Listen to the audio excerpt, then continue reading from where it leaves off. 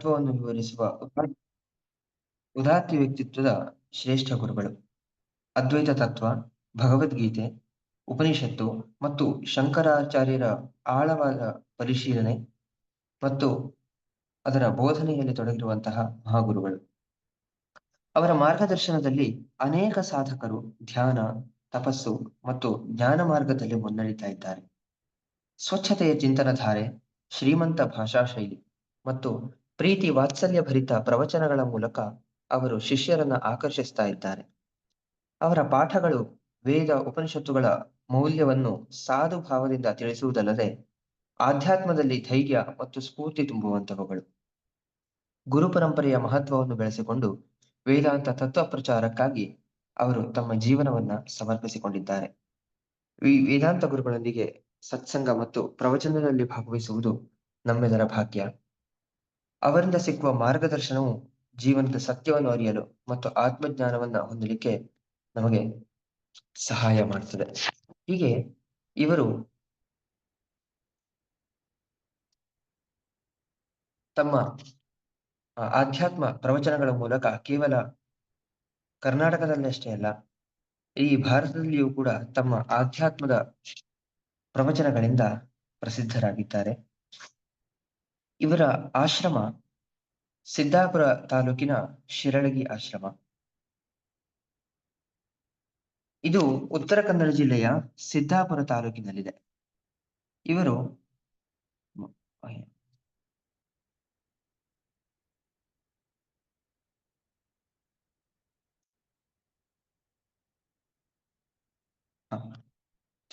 ಇವರ ಶ್ರೀ ಚೈತನ್ಯ ರಾಜಾರಾಮ ಆಶ್ರಮ ಆಗಮಿಸುವ ಭಕ್ತರೆಲ್ಲರಿಗೆ ಜ್ಞಾನದ ದಾರಿದೀಪ ತೋರುವ ಪ್ರಶಾಂತ ಆಶ್ರಮ ಆಗಿದೆ. ಬ್ರಹ್ಮೀಭೂತರಾದ ಶ್ರೀ ರಾಜಾರಾಮ ಗುರೂಜಿಯವರು ಸ್ಥಾಪಿಸಿದ ಆಶ್ರಮ ಇದು. ಸದಾ ರಾಮನಾಮ ಜಪದಲ್ಲಿ ತನ್ಮಯರಾಗುತ್ತಿದ್ದ ಶ್ರೀ ರಾಜಾರಾಮ ಗುರೂಜಿಯವರು ಅಸಂಖ್ಯ ಭಕ್ತರಿಗೆ ಪ್ರೀತಿಯಿಂದ ಭಗವದ್ ಭಕ್ತಿಯ ಮಾರ್ಗ ತೋರಿದ ಗುರುಗಳು. ಅವರು ಹಾಕಿಕೊಟ್ಟ ಪರಂಪರೆಯಂತೆ ಪ್ರತಿ ತಿಂಗಳ 2ನೇ ರವಿವಾರ ಇಲ್ಲಿ ಈಗಲೂ ಸತ್ಸಂಗ ಭಜನೆ ನಡೀತಾ ಇದೆ. ಭಕ್ತಿಯೋಗ, ಕರ್ಮಯೋಗ ಮತ್ತು ಜ್ಞಾನಯೋಗದ ಅಮೃತವನ್ನ ಆಗಮಿಸುವ ಶ್ರದ್ಧಾಳುಗಳಿಗೆಲ್ಲ ಹಂಚುವ ಸೇವೆ ಈ ದಿವ್ಯ ಕ್ಷೇತ್ರದಲ್ಲಿ ಸಾಗ್ತಾ ಇದೆ. ಬ್ರಹ್ಮೈಕ್ಯ ಶ್ರೀ ರಾಜಾರಾಮ ಗುರೂಜಿ ಹಾಗೂ ಬ್ರಹ್ಮೈಕ್ಯ ಶ್ರೀ ಪರಮಾನಂದ ಭಾರತಿ ಗುರೂಜಿಯವರ ದಿವ್ಯ ಸಮಾಧಿಗಳು ಈ ಪವಿತ್ರ ಕ್ಷೇತ್ರದಲ್ಲಿದೆ. ಇವತ್ತಿನ ಭಗವದ್ಗೀತೆಯ ಕಾರ್ಯಕ್ರಮದಲ್ಲಿ ಭಗವದ್ಗೀತೆಯ ಪರಿಚಯವನ್ನ ನಮಗೆ ಮಾಡಿಕೊಡ್ಲಿಕ್ಕಿದ್ದಾರೆ ಶ್ರೀ ಬ್ರಹ್ಮಾನಂದ ಭಾರತಿ ಸ್ವಾಮಿಗಳು. ಸಾಮಾನ್ಯವಾಗಿ ಭಗವದ್ಗೀತೆ ಶ್ರೀಕೃಷ್ಣನು ಮಹಾಭಾರತದಲ್ಲಿ ಶ್ರೀಕೃಷ್ಣ ಅರ್ಜುನನಿಗೆ ಉಪದೇಶಿಸಿದ್ದು ಅನ್ನೋದು ಸಾಮಾನ್ಯ ಜ್ಞಾನ. ಅದರ ಆಳವಾದ ಮಾಹಿತಿ ಏನು, ಅದರ ಆಳವಾದ ಗೂಢ ತತ್ವ ಏನು, ಭಗವದ್ಗೀತೆಯ ಸಾರ ಏನು ಎನ್ನುವಂಥದ್ದರ ಪರಿಚಯವನ್ನ ಶ್ರೀ ಬ್ರಹ್ಮಾನಂದ ಭಾರತಿ ಸ್ವಾಮಿಗಳು ನಮ್ಮನ್ನ ಉದ್ದೇಶಿಸಿ ಉಪದೇಶಿಸಬೇಕು ಅಂತ ಈ ಮೂಲಕ ಕೇಳಿಕೊಳ್ತೇನೆ.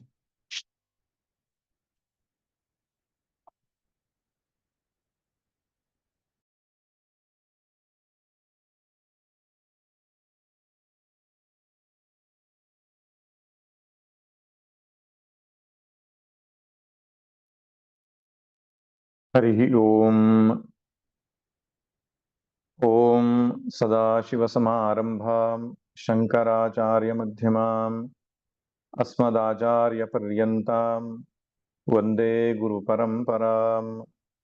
श्रुतिस्मृतिपुराणानाम् आलयं करुणालयं नमामि भगवत्पादशङ्करं लोकशङ्करम्। शङ्करं शङ्कराचार्यं केशवं बादरायणं सूत्रभाष्यकृतौ वन्दे भगवन्तौ पुनः पुनः। ईश्वरो गुरुरात्मेति मूर्तिभेदविभागिने व्योमवद्व्याप्तदेहाय दक्षिणामूर्तये नमः। दक्षिणामूर्तये नमः।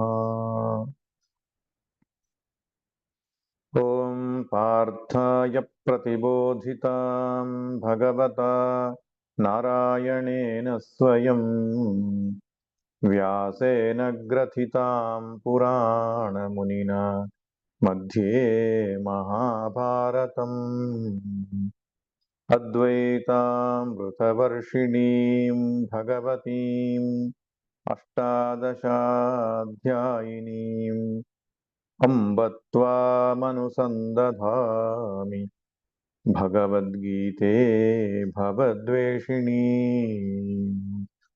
नमोऽस्तु ते व्यासविशालबुद्धे पुल्लारविन्दायतपत्रनेत्र येन त्वया भारततैलपूर्णः प्रज्वालितो ज्ञानमयः प्रदीपः प्रपन्नपारिजाताय स्तोत्रवेत्रैकपाणये ज्ञानमुद्राय कृष्णाय गीतामृतदुहे नमः। गीतामृतदुहे नमः। हरि ओम। ಶ್ರೀಮದ್ಭಗವದ್ಗೀತೆಯ ಉಪನ್ಯಾಸ ಸರಣಿಯನ್ನ ಅಹಂ ಬ್ರಹ್ಮಾಸ್ಮಿ ಎಂಬ ಶೃಂಗೇರಿಯ ಅಂಗಸಂಸ್ಥೆಯ ವತಿಯಿಂದ ಹಮ್ಮಿಕೊಂಡಿದ್ದು ಬಹಳ ಶ್ಲಾಘನೀಯ. ಇವತ್ತಿನ ಜನಜೀವನಕ್ಕೆ ಬಹಳ ಮುಖ್ಯವಾದಂತಹ ಒಂದು ಸಂದೇಶ ಶ್ರೀಮದ್ ಭಗವದ್ಗೀತೆಯಲ್ಲಿ ವಿಪುಲವಾಗಿದೆ ಎನ್ನುವಂಥದ್ದು ಗಮನಾರ್ಹವಾದ ಅಂಶ. ಆದ್ದರಿಂದ ಭಗವದ್ಗೀತೆಯ ಪರಿಚಯವನ್ನ, ಭಗವದ್ಗೀತೆಯ ಅಧ್ಯಯನವನ್ನ ಪ್ರತಿಯೊಬ್ಬ ಭಾರತೀಯನೂ ಕೂಡ ಮಾಡಬೇಕು. ಇದೊಂದು ರಾಷ್ಟ್ರೀಯ ಗ್ರಂಥವಾಗಬೇಕು ಅಂತ. ಯಾಕೆಂದ್ರೆ ನಮ್ಮ ದೇಶದ ಚಿಂತನೆ ಏನು, ಸನಾತನ ಧರ್ಮದ ತಾತ್ವಿಕವಾದ ನಿಲುವು ಏನು, ದರ್ಶನ ಏನು ಎನ್ನುವಂಥದ್ದು ಭಗವದ್ಗೀತೆಯಲ್ಲಿ ಅತ್ಯಂತ ಸರಳವಾಗಿ ಕಟ್ಟಿಕೊಟ್ಟಿದ್ದಾರೆ. ಪ್ರಧಾನವಾಗಿ 3 ಗ್ರಂಥಗಳನ್ನ ಅಧ್ಯಾತ್ಮದ ಆಧಾರ ಸ್ತಂಭಗಳು ಅಥವಾ ಹಿಂದೂ ಸನಾತನ ಧರ್ಮದ ಆಧಾರ ಎಂಬುದಾಗಿ ನಾವು ಪರಿಗಣಿಸ್ತೇವೆ.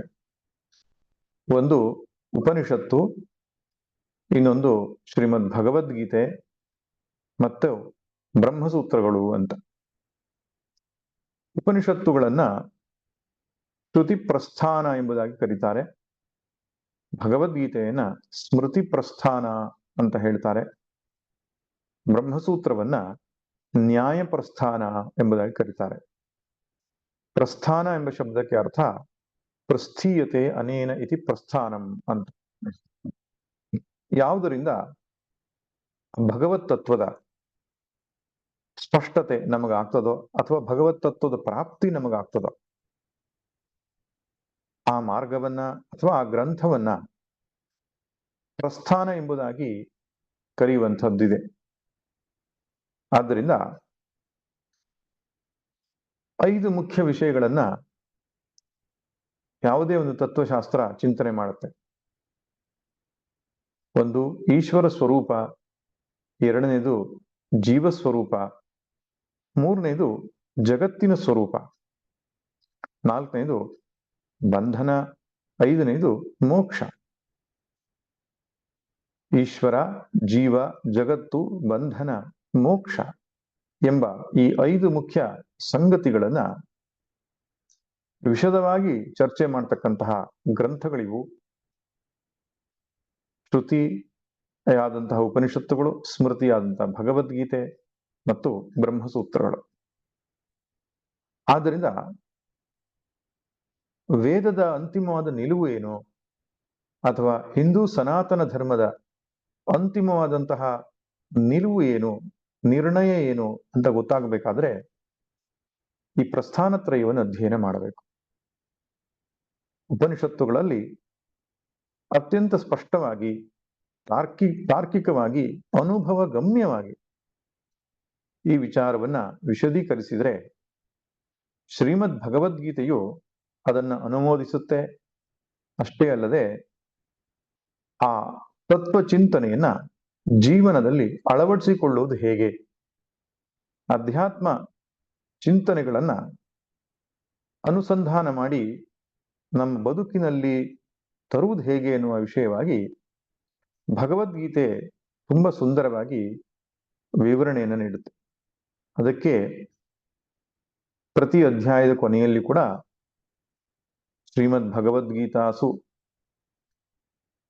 ಯೋಗಶಾಸ್ತ್ರೇಶು ಉಪನಿಷತ್ಸು ಯೋಗಶಾಸ್ತ್ರೇ ಎಂಬುದಾಗಿ ಒಂದು ಮಾತು ಬರ್ತದೆ.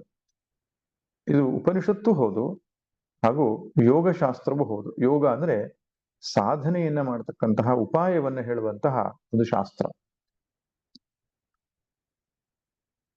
ಆದ್ದರಿಂದ ಭಗವದ್ಗೀತೆಗೆ ಸಾಧನಾ ಪ್ರಸ್ಥಾನ ಎಂಬುದಾಗಿ ಕೂಡ ಒಂದು ಹೆಸರಿದೆ. ಆ ಪರಮಾತ್ಮ ತತ್ವವನ್ನ ಹೇಗೆ ಬದುಕಿದರೆ ನಮ್ಮ ಜೀವನದಲ್ಲಿ ಕಂಡುಕೊಳ್ಳಿಕ್ಕೆ ಸಾಧ್ಯ ಇದೆ ಎಂಬಂತಹ ವಿಷಯವಾದ ಕರ್ಮಯೋಗ, ಉಪಾಸನಾ ಯೋಗ ಮತ್ತು ಜ್ಞಾನ ಯೋಗದ 3 ಹಂತಗಳಾದ ಶ್ರವಣ, ಮನನ, ನಿಧಿಧ್ಯಾಸನ ಇವುಗಳನ್ನ ಅತ್ಯಂತ ಸುಂದರವಾಗಿ ಭಗವದ್ಗೀತೆ ನಮ್ಮ ಮುಂದೆ ಇಡುತ್ತೆ. ಇದಕ್ಕೆ ಸ್ಮೃತಿ ಎಂಬುದಾಗಿ ಕರೀತಾರೆ. ಸ್ಮೃತಿ ಎಂಬ ಮಾತಿಗೆ ಅರ್ಥ ಶ್ರುತಿಯನ್ನು ಅನುಸರಿಸಿ, ಶ್ರುತಿಯನ್ನ ನೆನಪಿನಲ್ಲಿಟ್ಟುಕೊಂಡು ಅದಕ್ಕೊಂದು ವ್ಯವಸ್ಥೆಯನ್ನ ಮಾಡಿ ಆ ಮೂಲಕವಾಗಿ ರಚಿಸಿದ್ದು ಎಂಬ ಅರ್ಥ. ಶ್ರುತಿಯ ತಾತ್ಪರ್ಯವನ್ನೇ ಸ್ಮೃತಿ ಹೊಂದಿರ್ತದೆ. ಅಂದ್ರೆ ಇನ್ನು ಸರಳವಾಗಿ, ವ್ಯವಸ್ಥಿತವಾಗಿ, ಸಾಮಾನ್ಯ ಜನರಿಗೂ ಅರ್ಥ ಆಗುವ ಹಾಗೆ ಅದು ರಚನೆ ಆಗಿರ್ತದೆ. ಆದ್ದರಿಂದ ಮಹಾಭಾರತ ಎನ್ನುವಂತಹ ಸ್ಮೃತಿಯಲ್ಲಿ ಅಥವಾ ಇತಿಹಾಸ ಸ್ಮೃತಿ ಎಂಬುದಾಗಿ ಕರೀತಾರೆ. ಅಂತರ್ಗತವಾಗಿರತಕ್ಕಂಥದ್ದು ಶ್ರೀಮದ್ ಭಗವದ್ಗೀತೆ. ಭಗವದ್ಗೀತೆಯ ಒಂದು ಧ್ಯಾನ ಶ್ಲೋಕದಲ್ಲಿ ಒಂದು ಮಾತು ಬರ್ತದೆ. ಸರ್ವೋಪನಿಷದೋ ಗಾವೋ ದೋಗ್ಧ ಗೋಪಾಲನಂದನಃ ಪಾರ್ಥೋ ವತ್ಸಃ ಸುಧೀರ್ ಭೋಕ್ತ ದುಗ್ಧಂ ಗೀತಾಮೃತಂ ಮಹತು ಅಂತ. ಉಪನಿಷತ್ತುಗಳೆಲ್ಲ ಹಸುಗಳಾಗಿ ಇರುವಂತೆ ಶ್ರೀಕೃಷ್ಣನು ಹಾಲು ಕರೆಯುವ ಗೋವಳನ ಹಾಗೆ, ಕೃಷ್ಣನು ಅರ್ಜುನನು ವತ್ಸದ ಹಾಗೆ ಇರತಕ್ಕಂತಹ ಒಂದು ಚಿತ್ರಣವನ್ನು ಕೊಟ್ಟು, ಉಪನಿಷತ್ತುಗಳೆಂಬ ಹಸುಗಳಿಂದ ಅರ್ಜುನನಿಗಾಗಿ ಅದರ ಸಾರಭೂತವ ಗೋ ರಸ ಎಂಬುದಾಗಿ ಕರೀತಾರೆ. ಗೋವಿನ ಸಾರಭೂತವಾಗಿರತಕ್ಕಂತಹ ಕ್ಷೀರವನ್ನ ಶ್ರೀಕೃಷ್ಣನು ಕರೆದಿದ್ದಾನೆ. ಸುಧೀರ್ ಭೋಕ್ತ ಯಾರಿಗಾಗಿ ಅಂದ್ರೆ ಸಾಧಕರಿಗಾಗಿ, ಜಿಜ್ಞಾಸುಗಳಿಗಾಗಿ ಇಡೀ ಉಪನಿಷತ್ತುಗಳ ಸಾರವನ್ನೆಲ್ಲ ಹಿಂಡಿಕೊಟ್ಟಿದ್ದಾನೆ ಅರ್ಜುನನನ್ನ ನಿಮಿತ್ತವಾಗಿಟ್ಟುಕೊಂಡು ಎಂಬುದಾಗಿ ಆ ಶ್ಲೋಕ ವರ್ಣಿಸ್ತದೆ. ಅರ್ಥಾತ್ ಭಗವದ್ಗೀತೆಯಲ್ಲಿರುವ ಸಂಗತಿ ಶ್ರೀಮದ್ ಉಪನಿಷತ್ತುಗಳಲ್ಲಿ ಚರ್ಚಿತವಾದ ವಿಷಯವೇ ಶ್ರೀಮದ್ ಭಗವದ್ಗೀತೆಯಲ್ಲಿಯೂ ಕೂಡ ಇದೆ. ಆದ್ದರಿಂದ ಭಗವದ್ಗೀತೆ ಭಗವಂತನ ವಾಣಿ. ವೇದವನ್ನ ನಾವು ಹೇಗೆ ಗೌರವಿಸ್ತೇವೋ ಭಗವದ್ಗೀತೆಯ ಬಗ್ಗೆಯೂ ಕೂಡ ಸನಾತನಿಗಳಲ್ಲಿ ಅಷ್ಟೇ ಆದರ, ಅಷ್ಟೇ ಗೌರವ, ಪ್ರೀತಿ ಇರುವಂಥದ್ದು. ಮಹಾಭಾರತದಲ್ಲಿ 2 ಮುಖ್ಯ ಗ್ರಂಥಗಳಿದೆ. ಅನೇಕ ಸಂಗತಿಗಳಿದ್ರೂ ಕೂಡ 2 ಮುಖ್ಯವಾದಂಥದ್ದನ್ನ ನಾವು ನಿತ್ಯವೂ ಪಠಿಸಬೇಕಾದದ್ದು. ಶಂಕರ ಭಗವತ್ಪಾದರು ಹೇಳ್ತಾರೆ, ಗೇಯಂ ಗೀತಾ ನಾಮ ಸಹಸ್ರಂ ಎಂಬುದಾಗಿ. ತಮ್ಮ ಭಜಗೋವಿಂದಂ ಗ್ರಂಥದಲ್ಲಿ ಭಗವದ್ಗೀತೆಯನ್ನು ಹೊಗಳ್ತಾ 2 ಶ್ಲೋಕಗಳಲ್ಲಿ ಭಗವದ್ಗೀತೆಯ ಬಗ್ಗೆ ಶಂಕರರು ಹೇಳ್ತಾರೆ. ಭಗವದ್ಗೀತಾ ಕಿಂಚಿದಧೀತ ಅಂತ ಒಂದು ಪದ್ಯದಲ್ಲಿ, ಇನ್ನೊಂದರಲ್ಲಿ ಗೇಯಂ ಗೀತಾ ನಾಮ ಸಹಸ್ರಂ ಎಂಬುದಾಗಿ ಹೇಳ್ತಾರೆ. ಭಗವದ್ಗೀತೆಯನ್ನ ಹಾಗೂ ವಿಷ್ಣು ಸಹಸ್ರನಾಮವನ್ನ ನಿತ್ಯವೂ ಪಠಿಸಬೇಕು ಎಂಬುದು ಅವರ ಭಾವ. ವಿಷ್ಣು ಸಹಸ್ರನಾಮ ಎನ್ನುವುದು ಉಪಾಸನಾ ಕಾಂಡದಲ್ಲಿ ಬಳಸ್ತಕ್ಕಂತಹ ಸಂಗತಿಯಾದ್ರೆ, ಭಗವದ್ಗೀತೆ ಎನ್ನುವುದು ಜ್ಞಾನಕಾಂಡ. ಆದ್ದರಿಂದ ನಮ್ಮ ಜೀವನದ ಗುರಿ ಅದೇನು, ಅದನ್ನು ಸಾಧಿಸಿಕೊಳ್ಳುವ ಬಗೆ ಹೇಗೆ ಎಂಬುದನ್ನ ನಾವು ಮತ್ತೆ ಮತ್ತೆ ಚಿಂತಿಸಬೇಕಾಗ್ತದೆ. ಅಂತಃಕರಣ ಶುದ್ಧಿಗಾಗಿ ವಿಷ್ಣು ಸಹಸ್ರನಾಮ ಮತ್ತು ಧ್ಯೇಯವನ್ನ ಸ್ಪಷ್ಟಪಡಿಸಿಕೊಳ್ಳುವುದಕ್ಕಾಗಿ ಶ್ರೀಮದ್ ಭಗವದ್ಗೀತೆ ಇದನ್ನ ನಿತ್ಯವೂ ಪಾರಾಯಣ ಮಾಡಬೇಕು ಎಂಬುದು ನಮ್ಮ ಪ್ರಾಚೀನರ ಅಭಿಮತವಾಗಿದೆ. ಅಂತಹ ಒಂದು ಉತ್ಕೃಷ್ಟವಾದಂತಹ ಗ್ರಂಥ ಶ್ರೀಮದ್ ಭಗವದ್ಗೀತೆ. ನಮ್ಮ ಪರಂಪರೆಯಲ್ಲಿ ಅನೇಕ ಗೀತೆಗಳಿದೆ, ನೂರಾರು ಗೀತೆಗಳಿದೆ. ಪುರಾಣಗಳಲ್ಲಿ ಸ್ವತಂತ್ರ ಕೃತಿ ರೂಪದಲ್ಲಿ ಅಂತಹ ಗೀತೆಗಳು ಬರೋದನ್ನು ನೋಡುತ್ತೇವೆ. ಕಪಿಲ ಗೀತ, ಉದ್ಧವ ಗೀತ, ಹಂಸಗೀತ, ಭಿಕ್ಷುಗೀತ, ಸ್ವತಂತ್ರ ಕೃತಿಗಳಾದಂತಹ ಅಷ್ಟಾವಕ್ರ ಗೀತ, ಅವಧೂತ ಗೀತ, ಹೀಗೆ ಅನೇಕ ಗೀತೆಗಳಿವೆ. ಆದರೆ ಗೀತೆ ಎಂಬ ಶಬ್ದ ನಮ್ಮ ಕಿವಿಗೆ ಬಿದ್ದ ತಕ್ಷಣ ಮನಸ್ಸಿಗೆ ಬರುವಂಥದ್ದು ಭಗವದ್ಗೀತೆ ಅಂತ. ಯಾಕೆ? ಅಷ್ಟು ಅನ್ಯಾದೃಶವಾದಂತಹ ವಿಶೇಷವಾದಂತಹ ಒಂದು ಕೃತಿ ರತ್ನವಾಗಿದೆ ಅದು. ಸಾಕ್ಷಾತ್ ಭಗವಂತನ ವಾಣಿಯೇ ಆಗಿದೆ ಅದು. ಅದಕ್ಕೆ ಇದರಲ್ಲಿ ಕೃಷ್ಣ ಗೀತಾ ಎಂಬುದಾಗಿ ಹೇಳಿಲ್ಲ. ಬೇರೆ ಗೀತೆಗಳಲ್ಲಿ ಯಾರು ಉಪದೇಶಿಸಿದ್ದಾರೋ, ಯಾರಿಗೆ ಉಪದೇಶಿಸಿದ್ದಾರೋ ಇವುಗಳನ್ನ ಮನಸ್ಸಲ್ಲಿಟ್ಟುಕೊಂಡು ಅದಕ್ಕೊಂದು ಹೆಸರನ್ನ ನೀಡಿದರೆ, ಭಗವದ್ಗೀತೆಯ ಬಗ್ಗೆ ಹೇಳುವಾಗ ಭಗವಂತನ ವಾಣಿ ಎಂಬುದಾಗಿ ಹೇಳುತ್ತೆ. ಭಗ ಅಂದ್ರೆ ಸಂಪತ್ತು ಅಂತ, ವಾನ್ ಅಂದ್ರೆ ಹೊಂದಿದವನು ಅಂತ. ಯಾರು ಸಂಪತ್ತನ್ನು ಹೊಂದಿದಾನೋ ಅವನು ಭಗವಾನ್. ಸಂಪತ್ತು ನಾವು ಕೂಡ ಹೊಂದಿದ್ದೇವೆ, ದೇವತೆಗಳು ಕೂಡ ಸಂಪತ್ತನ್ನು ಹೊಂದಿದ್ದಾರೆ. ಆದರೆ ಈಶ್ವರನು ಹೊಂದಿರುವ ಏನು ಭಗ ಇದೆ, ಸಂಪತ್ತಿದೆ, ಅದು ಇನ್ನಾರು ಹೊಂದಲಿಕ್ಕೆ ಸಾಧ್ಯ ಇಲ್ಲ. ಐಶ್ವರ್ಯಸ್ಯ ಸಮಗ್ರಸ್ಯ ಧರ್ಮಸ್ಯ ಯಶಸ್ಶ್ರಿಯ ವೈರಾಗ್ಯಸ್ಯಾಥ ಮೋಕ್ಷಸ್ಯ ಷಣ್ಣಾಂ ಭಗ ಇತೀರಣ ಎಂಬುದಾಗಿ ಹೇಳಲ್ಪಟ್ಟಿದೆ. 6 ಸಂಪತ್ತಿನ ಬಗ್ಗೆ ಹೇಳುತ್ತೆ. ಐಶ್ವರ್ಯ ಅಂದ್ರೆ ಒಡೆತನ, ಆಳುವಂತಹ ಸಾಮರ್ಥ್ಯ, ಸಮಗ್ರವಾಗಿರಬೇಕು. ಯಾವುದು ಲಿಮಿಟೆಡ್ ಏರಿಯಾಕ್ಕೆ ಅಥವಾ ಲಿಮಿಟೆಡ್ ಜನಗಳಿಗೆ ಅಲ್ಲ, ಇಡೀ ಚತುರ್ದಶ ಭುವನಗಳಿಗೂ ಕೂಡ ಆಳ್ವಿಕೆ ಯಾರಿಗಿದೆಯೋ ಅವನು ಭಗವಂತ. ಸಮಗ್ರಸ್ಯ ಐಶ್ವರ್ಯಸ್ಯ,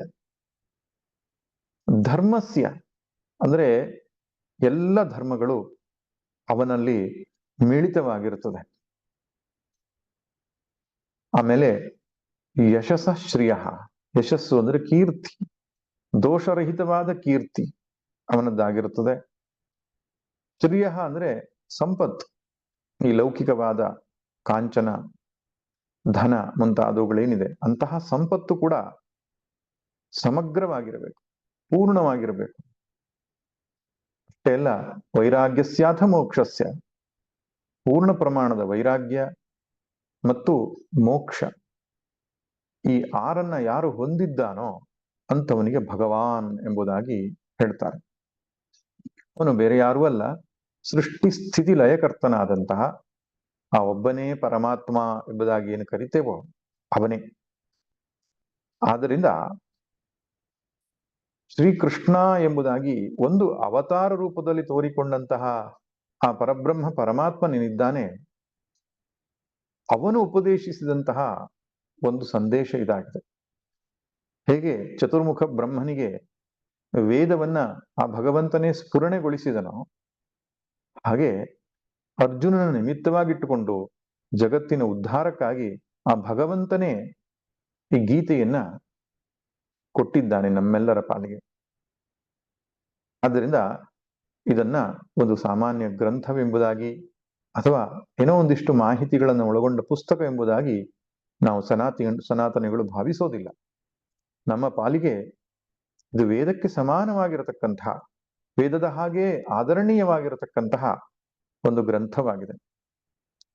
ವೇದದ ವಿಷಯದಲ್ಲಿ ಅಧ್ಯಯನ ಚಿಂತನೆ ಸ್ವಲ್ಪ ಕ್ಲಿಷ್ಟಕರ ಎಂಬುದಾಗಿ ಅನ್ನಿಸಬಹುದು. ಯಾಕೆಂದರೆ ಸ್ವರಾದಿಗಳು ಇರುವಂತಹದ್ದು ಮತ್ತು ಅರ್ಥವೂ ಕೂಡ ಪ್ರಾಚೀನ ಸಂಸ್ಕೃತದಲ್ಲಿ ಇರುವಂತಹದ್ದು. ಆದ್ರಿಂದ ಕೆಲವರಿಗೆ ಕಷ್ಟ ಅನ್ನಿಸಬಹುದು. ಅದರ ಭಗವದ್ಗೀತೆ ವಿಷಯದಲ್ಲಿ ಹಾಗಲ್ಲ. ಎಲ್ಲರೂ ಪಠಿಸಬಹುದಾದ ಮತ್ತು ಅತ್ಯಂತ ಸರಳವಾಗಿ ಅದರ ಅರ್ಥ ನಿರೂಪಣೆ ಇರುವುದರಿಂದ ಇವತ್ತಿನ ಕಾಲದಲ್ಲಿ ಸಮಗ್ರ ಹಿಂದೂ ಸಮಾಜಕ್ಕೆ ಭಗವದ್ಗೀತೆ ಎನ್ನುವಂಥದ್ದು ಒಂದು ತಾತ್ವಿಕ ಗ್ರಂಥವಾಗಬೇಕು. ಪ್ರತಿಯೊಬ್ಬರ ಮನೆಯಲ್ಲಿ ಶ್ರೀಮದ್ ಭಗವದ್ಗೀತೆಯನ್ನ ಓದಬೇಕು, ಅದರ ಅರ್ಥ ಚಿಂತನೆ ಮಾಡಬೇಕು. ಹಿಂದೂಗಳ ನಿಜವಾದ ಚಿಂತನೆ ಯಾವುದು? ದೇವರು ಅಂದ್ರೆ ಯಾರು? ದೇವತೆಗಳು ಅಂದ್ರೆ ಯಾರು? ಮೋಕ್ಷ ಅಂದ್ರೆ ಏನು?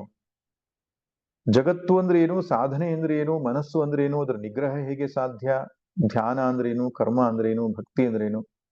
ಈ ಎಲ್ಲ ವಿಷಯಗಳನ್ನ ಸರಳವಾಗಿ ಪ್ರಾಕ್ಟಿಕಲ್ ಅಪ್ರೋಚ್ ಎಂಬುದಾಗಿ ಹೇಳ್ತೇವಲ್ಲ, ಆ ರೀತಿ ಅನುಷ್ಠಾನಕ್ಕೆ ಅನುಕೂಲ ಆಗುವ ರೀತಿಯಲ್ಲಿ ಸಾಕ್ಷಾತ್ ಭಗವಂತನೇ ಕೊಟ್ಟ ಉಪದೇಶ. ಆದ್ದರಿಂದ ಇದನ್ನ ನಿತ್ಯವೂ ಪಾರಾಯಣ ಮಾಡಬೇಕು. ಅಷ್ಟೇ ಅಲ್ಲ, ಅರ್ಥಾನುಸಂಧಾನವನ್ನು ಕೂಡ ಮಾಡಬೇಕು.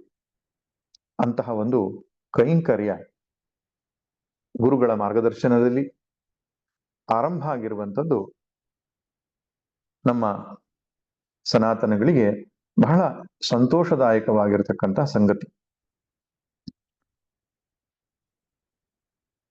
ಈ ಭಗವದ್ಗೀತೆ ಅನ್ನೋದು ಮಹಾಭಾರತದ ಭೀಷ್ಮ ಪರ್ವದಲ್ಲಿ ಬರತಕ್ಕಂಥದ್ದು. ಮಹಾಭಾರತ 18 ಪರ್ವಗಳನ್ನು ಒಳಗೊಂಡಿದೆ. ಭಗವದ್ಗೀತೆಯಲ್ಲೂ 18 ಅಧ್ಯಾಯಗಳಿದೆ. 18 ದಿನ ಯುದ್ಧ ನಡೆದಿದೆ. ಅಷ್ಟೇ ಅಲ್ಲ, 18 ಅಕ್ಷೌಹಿಣಿ ಸೈನ್ಯ ಅದರಲ್ಲಿ ಭಾಗವಹಿಸಿದೆ. ಪಾಂಡವರ ಕಡೆಯಲ್ಲಿ 18 ಜನ ವೀರ ಯೋಧರನ್ನ ಹೆಸರಿಸ್ತಾನೆ ಕೃಷ್ಣ. ಆದ್ದರಿಂದ ಭಗವದ್ಗೀತೆಗೂ 18ಕ್ಕೂ ಒಂದು ನಂಟಿದೆ. 18 ಒಂದು ಪೂರ್ಣ ಸಂಖ್ಯೆ. 1 ಮತ್ತು 8 ಸೇರಿಸಿದರೆ ಅದು 9 ಆಗ್ತದೆ. 9 ಎನ್ನುವ ಸಂಖ್ಯೆ ಪೂರ್ಣ ಸಂಖ್ಯೆ. ಯಾಕಂದ್ರೆ ಆ 9ರ ಮಗ್ಗಿಯನ್ನ ನೋಡ್ತಾ ಹೋದ್ರೆ ಗೊತ್ತಾಗ್ತದೆ. 9 ಇಂಟು 9, 9 ಇಂಟು 1 9, 9 18. ಈ 18ನ್ನ 1 ಪ್ಲಸ್ 8 ಸೇರಿಸಿದ್ರೆ ಮತ್ತೆ 9, 9 27. 27ರಲ್ಲಿ 2 ಪ್ಲಸ್ 7 ಮಾಡಿದ್ರೆ ಮತ್ತೆ 9 ಬರ್ತದೆ. ಆದ್ರಿಂದ ಈ 9 ಎನ್ನುವಂತಹ ಸಂಖ್ಯೆ ಪೂರ್ಣವಾದಂತಹ ಸಂಖ್ಯೆ. ಆದ್ದರಿಂದ ಇದರಲ್ಲಿ ಪೂರ್ಣ ಜ್ಞಾನ ಇದೆ ಎನ್ನುವ ಸಂಕೇತವೂ ಕೂಡ ಆ 18 ಎನ್ನುವ ಸಂಖ್ಯೆಯಲ್ಲಿ ನಿಹಿತವಾಗಿದೆ ಅಂತ ಭಾವಿಸಬಹುದು. ಯುದ್ಧ ಆರಂಭ ಮಾಡುವುದಕ್ಕಿಂತ ಮುಂಚೆ ಅರ್ಜುನಿಗೆ ಆದ ಗೊಂದಲ ನಿವೃತ್ತಿಗೋಸ್ಕರವಾಗಿ ಭಗವದ್ಗೀತೆ ಉಪದೇಶ ಆಯಿತು. ಆದರೆ ಮಹಾಭಾರತದಲ್ಲಿ ನೀವು ಹುಡುಕಿದ್ರೆ ಯುದ್ಧದ ಆರಂಭದ ದಿನ ಭಗವದ್ಗೀತೆ ಸಿಗಲ್ಲ. ಯುದ್ಧ ನಡೆದು 10 ದಿನ ಆದ್ಮೇಲೆ ಭಗವದ್ಗೀತೆ 18 ಅಧ್ಯಾಯ ಸಿಗುತ್ತೆ ಅದ್ರಲ್ಲಿ. ಆಮೇಲೆ ಇನ್ನೊಂದು ಮುಖ್ಯವಾದ ಅಂಶ, ಭಗವದ್ಗೀತೆಯ ಈ 18 ಅಧ್ಯಾಯಕ್ಕೆ ನಾವೇನ್ ಹೆಸರು ಕೊಟ್ಟಿದ್ದೇವೋ, ಅರ್ಜುನ ವಿಷಾದ ಯೋಗ, ಸಾಂಖ್ಯ ಯೋಗ, ಕರ್ಮಯೋಗ, ಈ ಯಾವ ಹೆಸರುಗಳು ಮಹಾಭಾರತದಲ್ಲಿ ಇಲ್ಲ. ತದನಂತರ ಆಚಾರ್ಯರು ಆಯಾ ಅಧ್ಯಾಯದಲ್ಲಿ ಮುಖ್ಯವಾದಂತಹ ವಿಷಯಗಳನ್ನ ಮನಗಂಡು ಆಯಾ ಹೆಸರುಗಳನ್ನು ಕೊಟ್ಟಿದ್ದಾರೆ. ಇರ್ಲಿ. 10ನೇ ದಿನ ಭೀಷ್ಮರು ಯುದ್ಧದಲ್ಲಿ ಬಿದ್ದಾಗ, ಶರಶಯ್ಯೆ ಮೇಲೆ ಮಲಗಿದಾಗ, ಅಲ್ಲಿಯ ತನಕವೂ ಯುದ್ಧರಂಗದಲ್ಲಿ ವೀಕ್ಷಣೆಯನ್ನ ಮಾಡುತ್ತಿದ್ದ ಸಂಜಯ ಓಡಿ ಬಂದು ಧೃತರಾಷ್ಟ್ರನಿಗೆ ಹೇಳ್ತಾನೆ, ಭೀಷ್ಮರು ಬಿದ್ದರು ಅಂತ. ಆಗ ಧೃತರಾಷ್ಟ್ರ ಕೇಳುವಂಥದ್ದು, ಹಾಗಾದ್ರೆ ಮೊದಲನೇ ದಿನದಿಂದ ಯುದ್ಧದ ಘಟನೆ ಹೇಗೆ ಸಂಭವಿಸಿತು, ಏನಾಯಿತು ಎಂಬುದಾಗಿ ಧೃತರಾಷ್ಟ್ರ ಕೇಳಿದ ಪ್ರಶ್ನೆ. ಧರ್ಮಕ್ಷೇತ್ರೆ ಕುರುಕ್ಷೇತ್ರೆ ಸಮವೇತ ಯುಯುತ್ಸವ, ಯುದ್ಧ ಮಾಡಲಿಕ್ಕೆ ಆರಂಭ ಮಾಡಿದಂತಹ ಇಚ್ಛೆ ಉಳ್ಳವರಾದಂತಹ ಪಾಂಡವರು ಕೌರವರು ಸೇರಿ ಏನು ಮಾಡಿದ್ರು ಅಂತ. ಅಲ್ಲಿ ಸಂಜಯನು ಹೇಳ್ತಕ್ಕಂತಹ ವಿಷಯ ಆರಂಭದ ದಿನ ಏನಾಯಿತು ಅಂತ. ಆದ್ರಿಂದ ಭೀಷ್ಮ ಪರ್ವದಲ್ಲಿ ಬರತಕ್ಕಂಥದ್ದಾಗಿದೆ ಶ್ರೀಮದ್ ಭಗವದ್ಗೀತೆ. ಇನ್ನು ಈ ಭಗವದ್ಗೀತೆಯ ಮಹಾತ್ಮೆಯನ್ನ ಹೇಳ್ತಕ್ಕಂತಹ ಗ್ರಂಥಗಳು ಪುರಾಣದಲ್ಲಿದೆ. ಅದರಲ್ಲಿ ಒಂದು ಶ್ಲೋಕ ಬರ್ತದೆ, ಗೀತಾ ಸುಗೀತಾ ಕರ್ತವ್ಯ ಕಿಮನ್ಯೈ ಶಾಸ್ತ್ರ ವಿಸ್ತರೈಹಿ ಯಾ ಸ್ವಯಂ ಪದ್ಮನಾಭಸ್ಯ ಮುಖಪದ್ಮಾದ್ ವಿನಿಸೃತ ಅಂತ. ಗೀತಾ ಸುಗೀತಾ ಕರ್ತವ್ಯ ಕಿಮನ್ಯೈ ಶಾಸ್ತ್ರ ವಿಸ್ತರೈಹಿ ಅಂತನೂ ಇದೆ, ಕಿಮನ್ಯೈ ಶಾಸ್ತ್ರ ಸಂಗ್ರಹೈಹಿ ಅಂತನೂ ಇದೆ. ಗೀತೆಯನ್ನ ಚೆನ್ನಾಗಿ ಅಧ್ಯಯನ ಮಾಡಬೇಕು, ಹಾಡಬೇಕು. ಸುಗೀತಾ ಕರ್ತವ್ಯ ಕಿಂ ಅನ್ಯೈಹಿ ಶಾಸ್ತ್ರ ವಿಸ್ತರೈಹಿ, ಬೇರೆ ಅನೇಕ ಶಾಸ್ತ್ರಗಳು ಯಾಕೆ ಬೇಕು?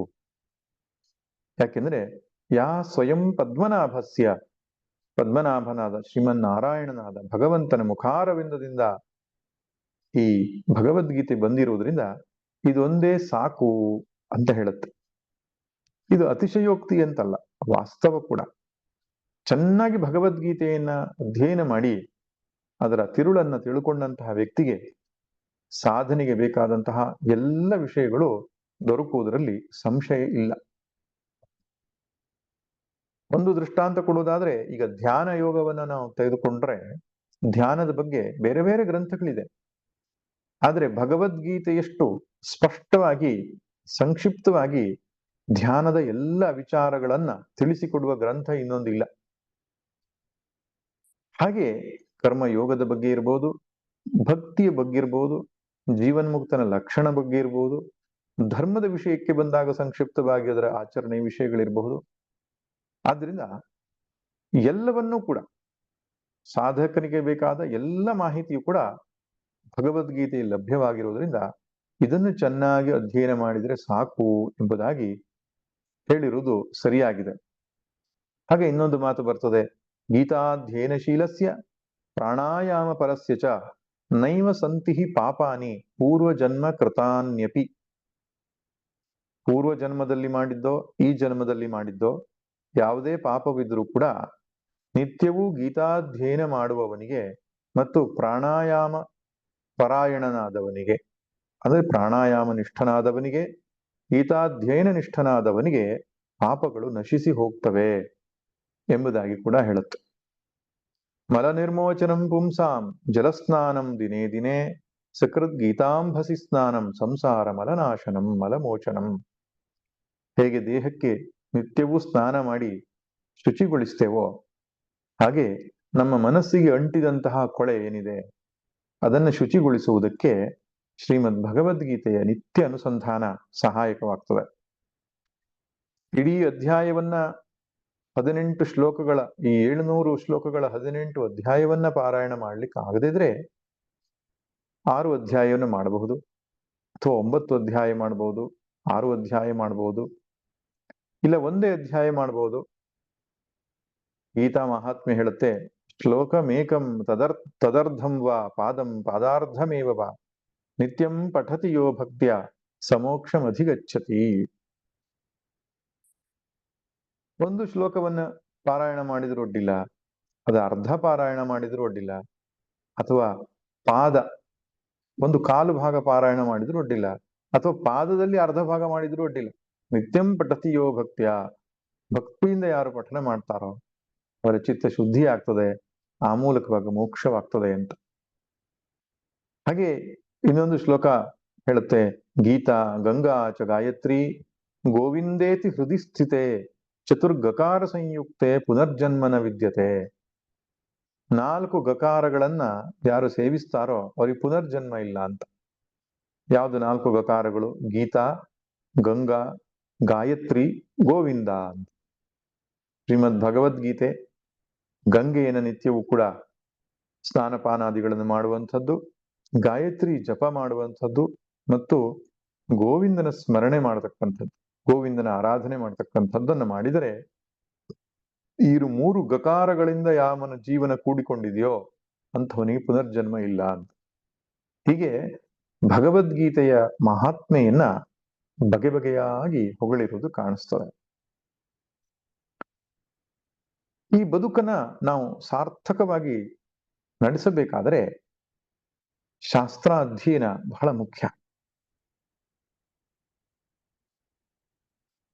ಗೊಂಡಾರಣ್ಯದ ಮಧ್ಯದಲ್ಲಿ ಒಬ್ಬನನ್ನ ಕಣ್ಣಿಗೆ ಬಟ್ಟೆ ಕಟ್ಟಿ ಬಿಟ್ಟರೆ ಅವನು ಹೇಗೆ ದಿಕ್ಕು ತಪ್ಪುತ್ತಾನೋ, ದಿಕ್ಕುಗೆಡುತ್ತಾನೋ, ಹಾಗೆ ಈ ಪ್ರಪಂಚ ಅನ್ನೋದು ಜೀವಿಗಳ ಪಾಲಿಗೆ ಅಷ್ಟು ಗೊಂದಲಮಯವಾಗಿದೆ.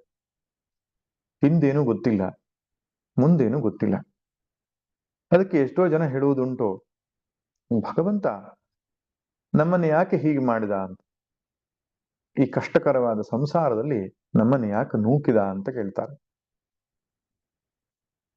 ಒಂದು ಸಂಗತಿ ಏನಂದ್ರೆ, ಅದು ಭಗವಂತ ನೂಕಿದ್ದಲ್ಲ, ನಾವೇ ಮಾಡಿಕೊಂಡಂಥದ್ದು. ಅಜ್ಞಾನೇನ ಆವೃತಂ ಜ್ಞಾನಂ ತೇನ ಮುಹ್ಯಂತಿ ಜಂತವಃ. ಭಗವಂತ ಹೇಳ್ತಾನೆ, ಅಜ್ಞಾನದಿಂದಾಗಿ ನಾವು ಸಂಸಾರದಲ್ಲಿ ಮೋಹಗೊಂಡಿದ್ದೇವೆ ಅಂತ. ಹಾಗಾದ್ರೆ ನಮ್ಮ ಜೀವಿಗಳ ಪಾಲಿಗೆ ಭಗವಂತನು ಕರುಣೆಯನ್ನು ತೋರಿಸೋದಿಲ್ವೇ, ಅನುಗ್ರಹಿಸೋದಿಲ್ವೇ ಅಂದ್ರೆ, ಅವನು ಅತ್ಯಂತ ಕರುಣೆಯಿಂದ ಭಗವದ್ಗೀತೆ ಎನ್ನುವ ಗ್ರಂಥವನ್ನು ಕೊಟ್ಟಿದ್ದಾನೆ. ಈ ಸಂಸಾರ ಸಾಗರವನ್ನ ದಾಟುವುದಕ್ಕೆ ದೋಣಿಯಾಗಿ ಭಗವದ್ಗೀತೆ ನಮ್ಮ ಪಾಲಿಗಿದೆ. ಅದು ಭಗವಂತನು ಕೊಟ್ಟು ಅನುಗ್ರಹಿಸಿದ ದೊಡ್ಡ ಕೃಪೆ ಅದು. ಮನೆಗೆ ಯಾವುದೋ ಒಂದು ಇಲೆಕ್ಟ್ರಾನಿಕ್ ಗ್ಯಾಡ್ಜೆಟ್ಸ್ ಗಳನ್ನ ನಾವು ತರ್ತೇವೆ, ಟಿವಿಯನ್ನು, ರೆಫ್ರಿಜರೇಟರ್ ಅನ್ನು, ಇನ್ನೇನೋ ತಂದಾಗ ಅದ್ರ ಜೊತೆಗೆ ಅದನ್ನು ಉಪಯೋಗಿಸುವಂತಹ ಒಂದು ಮ್ಯಾನ್ಯುವಲ್ ಕೊಟ್ಟಿರ್ತಾರೆ. ಯೂಸರ್ ಮ್ಯಾನ್ಯುವಲ್ ಅಥವಾ ಗೈಡ್ ಅಂತ ಕರೀತಾರೆ. ಆ ಉಪಕರಣವನ್ನ ನಾವು ಹೇಗೆ ಉಪಯೋಗಿಸಿದ್ರೆ ಅದು ಸೂಕ್ತವಾಗಿ ಸರಿಯಾಗಿ ಕೆಲಸ ಮಾಡ್ತದೆ ಎನ್ನುವ ಮಾಹಿತಿಯನ್ನ ಆ ಪುಸ್ತಕ ಒಳಗೊಂಡಿರ್ತದೆ. ಒಂದು ಸಣ್ಣ ಕೈಪಿಡಿ. ಆದ್ರೆ ಯಾರು ಕೂಡ ಅದನ್ನು ಓದೋದೇ ಇಲ್ಲ. ಎಲ್ಲರೂ ತಕೊಂಡು ಬರ್ತಾರೆ, ನೇರವಾಗಿ ಪ್ಲಗ್ ಮಾಡ್ತಾರೆ, ಇನ್ಸ್ಟ್ರೂಮೆಂಟ್ ಅನ್ನು ಬಳಸಲಿಕ್ಕೆ ಶುರು ಮಾಡ್ತಾರೆ. ಅಲ್ಲ, ಒಂದು ಕಾರಣ ಇರಬಹುದು, ಅದರಲ್ಲಿ ಬಹಳ ಸಣ್ಣ ಸಣ್ಣ ಅಕ್ಷರದಲ್ಲಿ ಕೊಡ್ತಾರೆ, ಓದುವಷ್ಟು ತಾಳ್ಮೆ ಇರೋದಿಲ್ಲ ಅಂತನೂ ಇರಬಹುದು. ಮತ್ತೆ ನಮಗೆ ಸ್ವಲ್ಪ ಗಡ್ಬಿಡಿ, ಆದಷ್ಟು ಬೇಗ ಅದನ್ನು ಉಪಯೋಗಿಸ್ಬಿಡ್ಬೇಕು ಅಂತ. ಅದಕ್ಕೋಸ್ಕರ ಕಾಯ್ತಾ ಇರ್ತೇವೆ ತುಂಬಾ ದಿನದಿಂದ ಇನ್ಸ್ಟ್ರೂಮೆಂಟ್ ಬೇಕು ಅಂತ. ಬಂದ ತಕ್ಷಣ ಉಪಯೋಗಿಸ್ಬಿಡೋದು. ಆದ್ರೆ ಸರಿಯಾದ ಕ್ರಮ ಹೇಗೆ? ಅದು ಯಾವ ಆಂಪ್ ಅಲ್ಲಿ ವರ್ಕ್ ಮಾಡುತ್ತೆ, ಯಾವ ವೋಲ್ಟ್ ಅಲ್ಲಿ ಕೆಲಸ ಮಾಡುತ್ತೆ, ಅದಕ್ಕೆ ಯಾವ ಯಾವ ಮುನ್ನೆಚ್ಚರಿಕೆಯನ್ನು ತೆಗೆದುಕೊಳ್ಳಬೇಕಾಗ್ತದೆ, ಇವುಗಳನ್ನು ಮನಸ್ಸಲ್ಲಿ ಇಟ್ಟುಕೊಂಡು ಅದನ್ನು ಉಪಯೋಗಿಸಿದ್ರೆ ಅದು ಹೆಚ್ಚು ಬಾಳ್ವಿಕೆಯನ್ನು ಹೊಂದುತ್ತದೆ. ಹಾಗೆ ಈ ಬದುಕು ಮತ್ತು ಈ ಜೀವ, ಈ ಶರೀರ, ಇದು ಭಗವಂತನು ಕೊಟ್ಟ ಒಂದು ಉಪಕರಣ. ಜಗತ್ತನ್ನು ಕೊಟ್ಟಿದ್ದಾನೆ, ಶರೀರ, ಮನಸ್ಸು, ಬುದ್ಧಿ ಎನ್ನುವ ಉಪಕರಣಗಳನ್ನು ನಮ್ಗೆ ಕೊಟ್ಟಿದ್ದಾನೆ. ಇದನ್ನ ಹೇಗೆ ಉಪಯೋಗಿಸಬೇಕು ಅನ್ನುವಂತಹ ಒಂದು ಯೂಸರ್ ಮ್ಯಾನ್ಯುವಲ್ ಕೂಡ ಕೊಟ್ಟಿದ್ದಾನೆ. ಅದನ್ನ ಯಾರು ತಿಳಿದುಕೊಂಡು ಈ ಇನ್ಸ್ಟ್ರೂಮೆಂಟ್ ಅನ್ನು ಉಪಯೋಗಿಸ್ತಾರೋ ಅದು ಸರಿಯಾದ ಬಾಳ್ವಿಕೆಯನ್ನು ಹೊಂದುತ್ತದೆ. ಹಾಗಾದ್ರೆ ಆ ಮ್ಯಾನ್ಯುವಲ್ ಯಾವ್ದಪ್ಪ ಅಂದ್ರೆ ವೇದ, ಭಗವದ್ಗೀತೆ ಮುಂತಾದ ಗ್ರಂಥಗಳು. ವಿಶೇಷವಾಗಿ ಭಗವದ್ಗೀತೆ ಬದುಕನ್ನು ಹೇಗೆ ನಡೆಸಿದ್ರೆ ಸಾರ್ಥಕ ಆಗ್ತದೆ. ಇವತ್ತಿನ ದಿನದಲ್ಲಿ ನಾವು ನೋಡ್ತಿದ್ದೇವೆ, ಎಲ್ಲ ಕಡೆಯಲ್ಲಿಯೂ ಸಾಮರಸ್ಯದ ಕೊರತೆ, ಹೊಂದಾಣಿಕೆಯ ಕೊರತೆ. ವೈಯಕ್ತಿಕವಾಗಿ ವ್ಯಕ್ತಿಯಲ್ಲಿಯೇ ಮನಸ್ಸು ಬುದ್ಧಿಗಳಲ್ಲಿ ಸಾಮರಸ್ಯ ಇಲ್ಲ, ಕೌಟುಂಬಿಕ ಜೀವನದಲ್ಲಿ ಸಾಮರಸ್ಯ ಇಲ್ಲ, ಸಾಮಾಜಿಕವಾಗಿ ಸಾಮರಸ್ಯ ನಾವು ಕಾಣ್ತಾ ಇಲ್ಲ. ಎಲ್ಲ ಕಡೆಯೂ ಒಂದು ರೀತಿ ಗೊಂದಲ, ಅಸಮಾಧಾನ. ವೈಶ್ವಿಕ ಮಟ್ಟದಲ್ಲಿ ನೋಡಿದಾಗ ಪ್ರಾಕೃತಿಕವಾಗಿ ಕೂಡ ಅಸಮತೋಲನ ಉಂಟಾಗಿರುವುದು ಕಾಣಿಸುತ್ತೆ. ಅದಕ್ಕೆ ಕಾರಣೀಕರ್ತ ಮನುಷ್ಯನೇ. ವೈಯಕ್ತಿಕವಾಗಿ, ಕೌಟುಂಬಿಕವಾಗಿ, ಸಾಮಾಜಿಕವಾಗಿ, ಪ್ರಾಕೃತಿಕವಾಗಿ ಎಲ್ಲ ಮಟ್ಟದಲ್ಲೂ ಈ ಅಸಮತೋಲನವನ್ನ ಅಥವಾ ಅಸಾಮರಸ್ಯವನ್ನ ನಾವು ಸರಿಪಡಿಸಬೇಕು ಅಂದ್ರೆ ಭಗವಂತನು ಕೊಟ್ಟಂತಹ ಈ ಮಾರ್ಗದರ್ಶಿಕೆಯನ್ನ ಸರಿಯಾಗಿ ಬಳಸ್ಕೊಳ್ಬೇಕು. ವ್ಯಕ್ತಿತ್ವವನ್ನು ಕೂಡ ಸುಧಾರಿಸುವ ಒಂದು ಪೂರ್ಣ ವ್ಯಕ್ತಿತ್ವ, ಕಂಪ್ಲೀಟ್ ಪರ್ಸನಾಲಿಟಿ ಅಂತ ಏನ್ ಹೇಳ್ತೇವೆ, ಅದನ್ನ ಉಂಟು ಮಾಡುವ ಶಕ್ತಿ ಭಗವದ್ಗೀತೆಗಿದೆ. ಅದಕ್ಕೆ ಸ್ವಾಮಿ ಚಿನ್ಮಯಾನಂದರು ಭಗವದ್ಗೀತೆಗೆ ಆರ್ಟ್ ಆಫ್ ಮ್ಯಾನ್ ಮೇಕಿಂಗ್ ಅಂತ ಹೆಸರಿಟ್ರು. ಆರ್ಟ್ ಆಫ್ ಮ್ಯಾನ್ ಮೇಕಿಂಗ್ ಅಂದ್ರೆ ಮನುಷ್ಯನನ್ನು ನಿರ್ಮಾಣ ಮಾಡುವ ಗ್ರಂಥ ಅಂತ. ಹಾಗೆ ನಮ್ಮ ಡಿ ವಿ ಜಿಯವರು ಕೂಡ ಜೀವನ ಧರ್ಮ ಯೋಗ, ಜೀವನದ ಏನು ಧರ್ಮ ಇದೆ ಅದನ್ನ ಯೋಗವಾಗಿ ಮಾಡಿಕೊಳ್ಳುವಂತಹ ಒಂದು ಗ್ರಂಥ ಎಂಬುದಾಗಿ, ಬದುಕಿನ ಎಲ್ಲ ಕೆಲಸ ಕಾರ್ಯಗಳನ್ನ ಯೋಗ ಬುದ್ಧಿಯಿಂದ ಮಾಡುವುದು ಹೇಗೆ ಅನ್ನೋದನ್ನ ಹೇಳಿಕೊಡುವಂತಹ ಒಂದು ಗ್ರಂಥ ಜೀವನ ಧರ್ಮ ಯೋಗ. ಹಾಗೆ ಎಲ್ಲ ಮಹನೀಯರು ಕೂಡ ಗೀತೆಯನ್ನು ಕೊಂಡಾಡಿದ್ದಾರೆ. ತಿಲಕರು ಭಗವದ್ಗೀತೆ ಎಂಬ ಗ್ರಂಥದ ಮೂಲಕವಾಗಿ ಸ್ವಾತಂತ್ರ್ಯ ಸಂಗ್ರಾಮದಲ್ಲಿ ದೊಡ್ಡ ಕ್ರಾಂತಿಯನ್ನು ಮಾಡಿದ್ರು. ಕರ್ಮಯೋಗ ರಹಸ್ಯ ಎಂಬ ತಮ್ಮ ವಿಶದವಾದ ವ್ಯಾಖ್ಯಾನವನ್ನು ಬರೆದ್ರು. ಅವತ್ತಿನ ಕಾಲದಲ್ಲಿ ಮಹನೀಯರಾದಂತಹ ವಿನೋಬಾ ಭಾವೇರಿರಬಹುದು, ಮಹಾತ್ಮ ಗಾಂಧಿಯರು ಎಲ್ಲರೂ ಕೂಡ ಭಗವದ್ಗೀತೆ ಮೇಲೆ ತಮ್ಮ ತಮ್ಮ ವ್ಯಾಖ್ಯಾನವನ್ನು ಬರೆದವರೇ. ಮಹಾತ್ಮ ಗಾಂಧಿಯವರು ಅನಾಸಕ್ತಿ ಯೋಗ ಎಂಬುದಾಗಿ ಕರೆದರು. ವಿನೋಬಾ ಭಾವೆಯವರು ಜೀವನ್ಮುಕ್ತನ ಸ್ಥಿತಪ್ರಜ್ಞನ ಲಕ್ಷಣದ ಮೇಲೆಯೇ ಒಂದು ಗ್ರಂಥವನ್ನು ಬರೆದರು. ಸಂಪೂರ್ಣ ಗೀತೆ ಉಪನ್ಯಾಸಗಳು ಲಭ್ಯವಿದೆ. ಅರವಿಂದೋ ಅವರು ಕೂಡ ಭಗವದ್ಗೀತೆ ಉಪನ್ಯಾಸಗಳನ್ನು ಮಾಡಿದ್ದಾರೆ. ಹಾಗೆ ಸ್ವಾಮಿ ವಿವೇಕಾನಂದರು ಕೂಡ ಪ್ರತ್ಯೇಕವಾಗಿ 4 ಗ್ರಂಥಗಳ ಮೂಲಕ ಭಗವದ್ಗೀತೆಯನ್ನು ವ್ಯಾಖ್ಯಾನ ಮಾಡಿದ್ದಾರೆ. ಕರ್ಮಯೋಗ, ಭಕ್ತಿ ಯೋಗ, ರಾಜಯೋಗ ಮತ್ತು ಜ್ಞಾನಯೋಗ ಎಂಬ 4 ಬಿಡಿ ಬಿಡಿಯಾದ ಪುಸ್ತಕಗಳಿದೆ. ಅವರು ಕೊಟ್ಟಂತಹ ಭಗವದ್ಗೀತೆಯ ಮೇಲಿನ ಉಪನ್ಯಾಸಗಳು. ರಾಮಕೃಷ್ಣ ಪರಮಹಂಸರು ಕೂಡ ಭಗವದ್ಗೀತೆಯನ್ನು ಕೊಂಡಾಡಿದ್ರು. ಅವರು ಹೇಳ್ತಾ ಇದ್ರು, ಗೀತಾ ಗೀತಾ ಗೀತಾ ಅಂತ ಹೇಳಿದ್ರೆ ತ್ಯಾಗಿ ತ್ಯಾಗಿ ತ್ಯಾಗಿ ಅಂತ ಆಗತ್ತೆ. ಅವರ ಕಲ್ಕತ್ತಾದ ಬಂಗಾಳಿ ಭಾಷೆಯಲ್ಲಿ ಚಾಗಿ ಚಾಗಿ ಅಂತ ಆಗತ್ತೆ. ಗೀತಾ ಗೀತಾ ಅಂದ್ರೆ ತ್ಯಾಗಿ ತ್ಯಾಗಿ, ತ್ಯಾಗಿ ಅಂದ್ರೆ ಸಂಸ್ಕೃತ ತ್ಯಾಗಿ. ಆದ್ರಿಂದ ತ್ಯಾಗವನ್ನು ಉಪದೇಶಿಸ್ತಾ ಇದೆ ಗೀತಾ ಅಂತ ಹೇಳ್ತಾ ಇದ್ರು. ಹೀಗೆ ನಮ್ಮ ದೇಶದ ಸಂತರು ಅಂತಲ್ಲ, ದೇಶ ವಿದೇಶದಲ್ಲಿ ಆಗಿ ಹೋದಂತಹ ಎಲ್ಲ ಮನೀಷಿಗಳು ಕೂಡ ಭಗವದ್ಗೀತೆಯನ್ನು ಕೊಂಡಾಡಿದ್ದಾರೆ. ಯಾಕಂದ್ರೆ ಭಗವದ್ಗೀತೆಯೇ ಇವತ್ತಿನ ಕಾಲದ ಸಂಘರ್ಷಗಳಿಗೆ ಒಂದು ಪರಿಹಾರ ಅಂತ ಅನಿಸ್ತದೆ. ಸಾರ್ವಭೌಮಿಕವಾಗಿ, ದೇಶಿಕವಾಗಿ, ಸಾರ್ವಕಾಲಿಕವಾಗಿ, ಸಾರ್ವಜನೀನವಾಗಿರತಕ್ಕಂತಹ ಒಂದು ಉಪದೇಶವನ್ನು ಕೊಟ್ಟಿದೆ. ಸಾರ್ವತ್ರಿಕ ಉಪದೇಶ ಅದು. ಅಂದ್ರೆ ಯಾವುದೇ ವಿಶೇಷವಾದ ಜನಾಂಗಕ್ಕೋ ವಿಶೇಷವಾದ ವ್ಯಕ್ತಿಗೋ, ಯಾವುದೊಂದು ದೇಶ ಕಾಲಕ್ಕೆ ಸೇರಿದ ಸೀಮಿತವಾದ ವ್ಯಕ್ತಿಗಳಿಗೆ ಕೊಟ್ಟ ಉಪದೇಶ ಅಲ್ಲ. ಯಾವುದೋ ಒಂದು ಗ್ರಂಥದಲ್ಲಿ ಇದನ್ನ ಇಂಥವರು ಮಾತ್ರ ಓದಿದ್ರೆ ಪ್ರಯೋಜನಕ್ಕೆ ಬರ್ತದೆ ಅಂತ ಬರೆದಿರಬಹುದು. ಆದ್ರೆ ಭಗವದ್ಗೀತೆ ಹಾಗಿಲ್ಲ. ಅದು ಸರ್ವೇ ಸಾಮಾನ್ಯವಾಗಿ ಎಲ್ಲರೂ ಕೂಡ ತಮ್ಮ ಉದ್ಧಾರಕ್ಕೆ ಬಳಸಬಹುದಾದಂತಹ ಗ್ರಂಥ ಆಗಿದೆ. ಒಂದು ದೃಷ್ಟಿಯಲ್ಲಿ ಹೇಳುವುದಾದ್ರೆ, ಇಡೀ ಜಗತ್ತಿಗೆ ಕಲ್ಯಾಣವಾಗಬೇಕಾದ್ರೆ, ಸಮೃದ್ಧಿ ಆಗಬೇಕಾದ್ರೆ, ಸುಖ ಶಾಂತಿ ಸಿಗಬೇಕಾದ್ರೆ ಭಗವದ್ಗೀತೆಯನ್ನು ಮೊರೆ ಹೋಗಬೇಕು, ಜಗತ್ತೇ ಮೊರೆ ಹೋಗಬೇಕು ಅನಿಸ್ತದೆ. ಅಂತಹ ವಿಶೇಷ ಗ್ರಂಥ ಈ ಶ್ರೀಮದ್ ಭಗವದ್ಗೀತೆಯಲ್ಲಿ 18 ಅಧ್ಯಾಯಗಳಿದೆ, 700 ಶ್ಲೋಕಗಳಿದೆ. ಕೆಲವರು ಯೋಚನೆ ಮಾಡ್ತಾರೆ 18 ಅಧ್ಯಾಯಗಳಲ್ಲಿ 18 ಯೋಗ ಕೃಷ್ಣ ಕೊಟ್ಟಿದ್ದಾನೆ ಅಂತ.